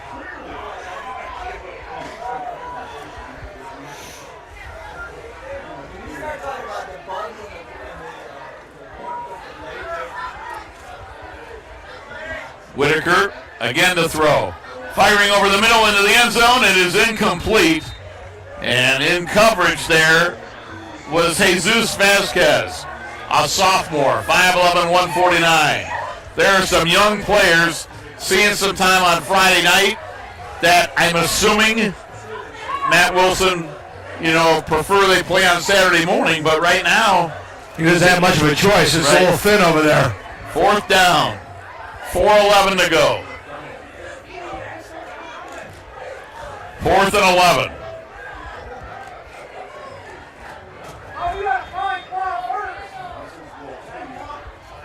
And we're going to have a timeout for Lorain.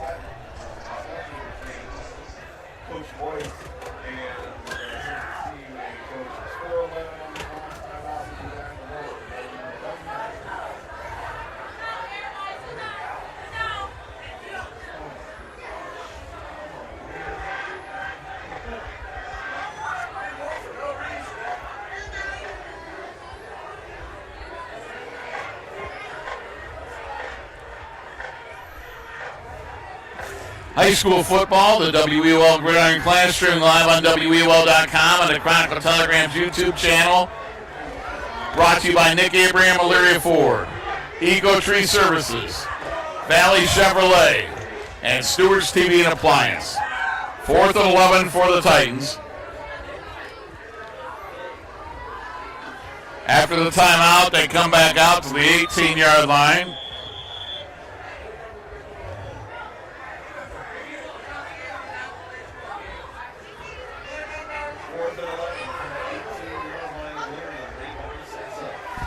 Titans to the line of scrimmage. Whitaker steps up, fires to the end zone, has a man, it's incomplete. It was Neal who was open. It went in and out of his hands. They'll turn it over on downs to Elyria. Good throw by Whitaker. That was a good throw. I know we've mentioned it once or twice, but his passing improved as this game went on. Absolutely. And I'm sure part of that time is there's no pressure on him right now. Right, he's back there relaxed and got a lead. That's not going to happen going forward. Right. Maybe next week. But he's going to have to throw the ball in some tough situations moving forward, though. I guarantee it.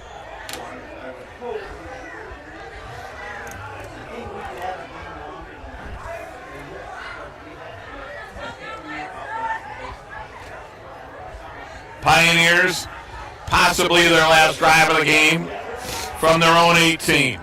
They have not scored since the first quarter, trailing 41-14 with 4 minutes to play.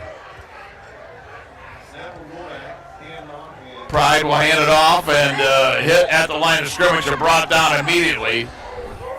This is the Pioneer running back, and that new running back in the game for Elyria is Quan Ward.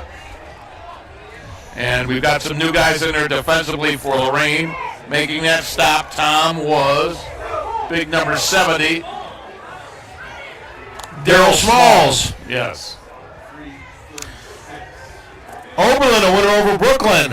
13-12. Oberlin off the side. First time since 2021. Nice. The Phoenix The for the Phoenix. win. Great job. Great job, Phoenix.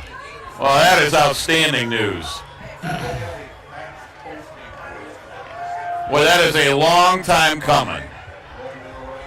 And Pride will get it across the 20 to the 23. I mean, we've mentioned it. Everybody knows that the Pioneers haven't won a game since 2023. But, think about that, and you know how long that is.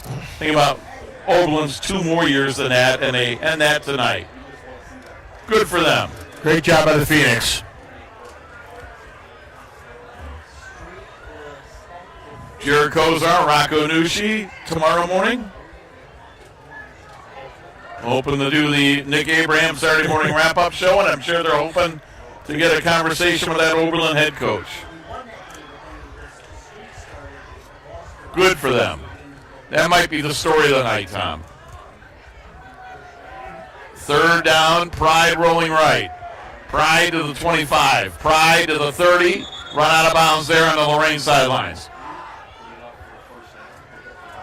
You know, I've said for years and years, you know me and you know all of us, we don't care who wins the games.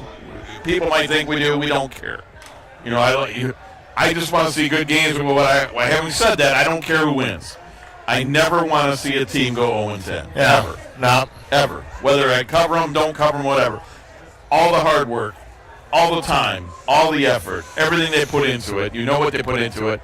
Oberlin ends a long, long losing streak, which was coming up on 4 years. Elyria hopes to do the same thing sometime this year. Fake handoff, Pride keeps it. He's across the 35 to the 40. He's to midfield, into Lorain territory, down the sidelines. Run out of bounds at about the 25 with 1:40 to go. Couple other scores coming in. Woodridge over Brookside, 28-0. That's a final. Westlake 35, Clearview 14. That one's not final yet, we don't think.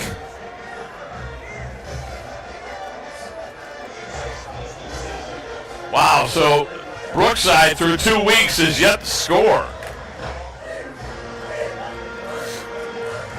And next week they have Margaretta. Wellington over Mapleton, 28-12. Duke's trying to get in the win column. Is that a final, Tom? No, not yet. Okay. 1st and 10 Pioneers from the 25.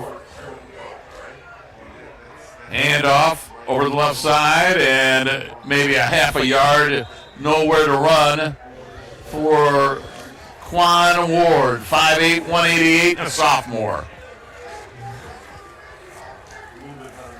Illyria's next chance will be next Friday night at home against Brunswick, who is 0-2.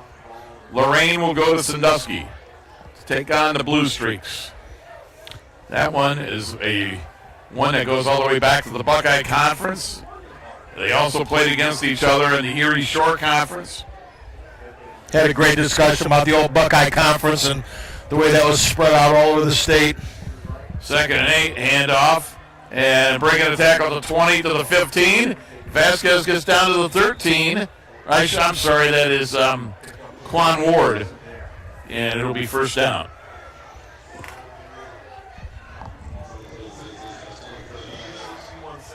They'll start the clock.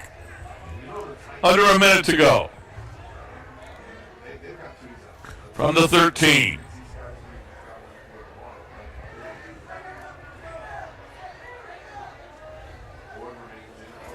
Ward to the right side of Pride.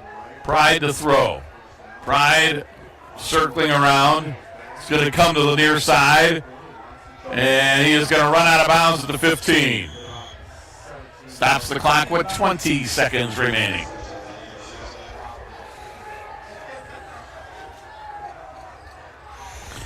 Pride trying to get a second half score on the board for the Pioneers here.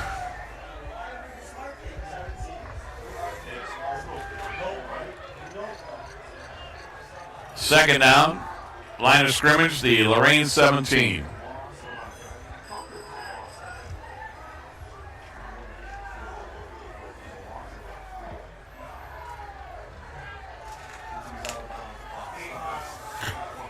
We'll keep it here for the post game. Give you a quick recap of the scores, and we'll call a night from George Daniel Field in Lorain. Quan Ward, left side of Pride. Ward with a block. Pride dancing around.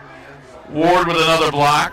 Pride now going to go to the left side. He's going to fire into the end zone. Has a man, and it's off the hands of his intended receiver. He was open in the end zone. That was Aaron Ensign, a cornerback on defense, and as a wide receiver. And that was the scramble drill right there. 5 seconds remaining.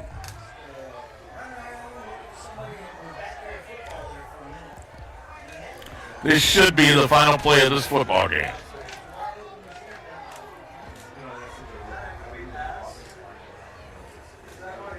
One thing with a long game and the fact that it's 41-14, game that's gone over 3 hours, it's not going to be as hard getting out of here as I thought it might be.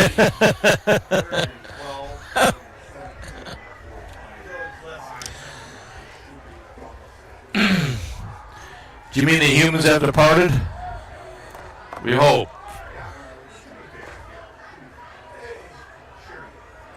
Looks like the last play of the game.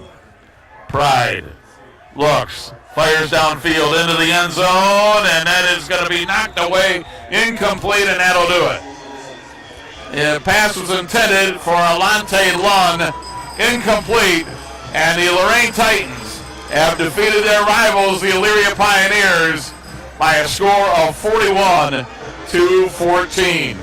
See both teams line up at midfield to shake hands.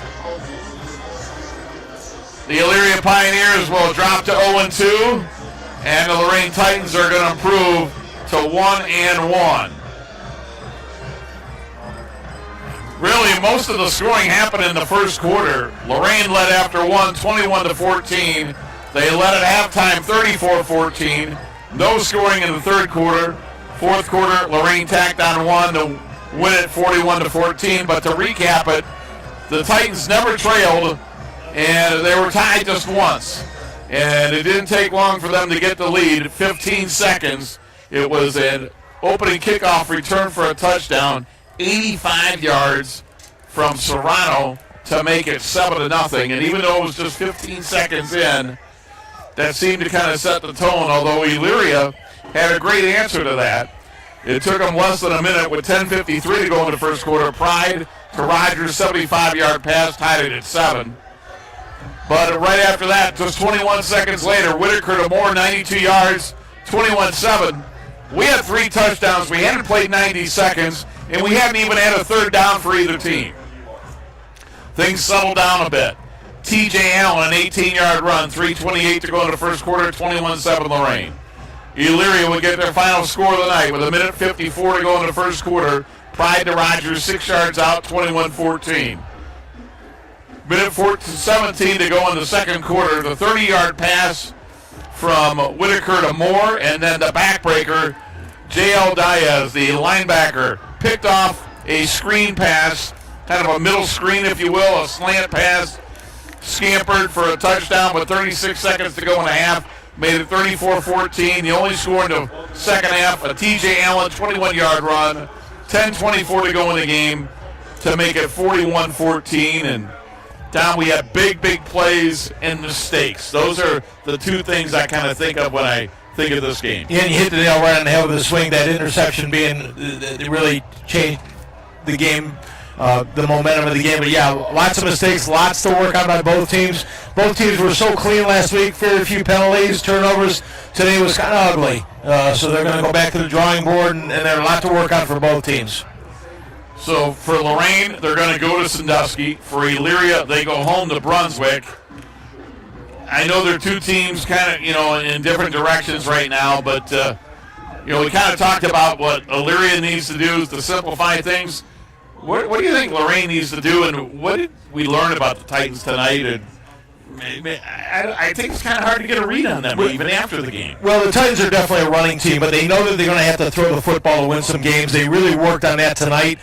We certainly saw some improvement out of Whitaker tonight throwing the football. He has some weapons on the outside. They're going to have to diversify that passing game a little bit. It was all bubble screens and slants, and they're going to run into some teams that are going to take the slants and the bubble screens away from them. They're going to have to be able to throw the football down the field to compete. Well, Tom, great to be here with you tonight. Really appreciate your efforts. Same here, Rob. We struggled through one tonight. It was a little rough at times, but we got through it. We got through it. A lot of people want to thank Gary Peller doing the great work on the cameraman, the former Admiral King Admiral. He's happy that the Titans won tonight. Also, Lorainite Jared Kozar, our producer engineer. I'm sure he's happy. These two guys, lifelong residents of Lorain, proud of their Titans.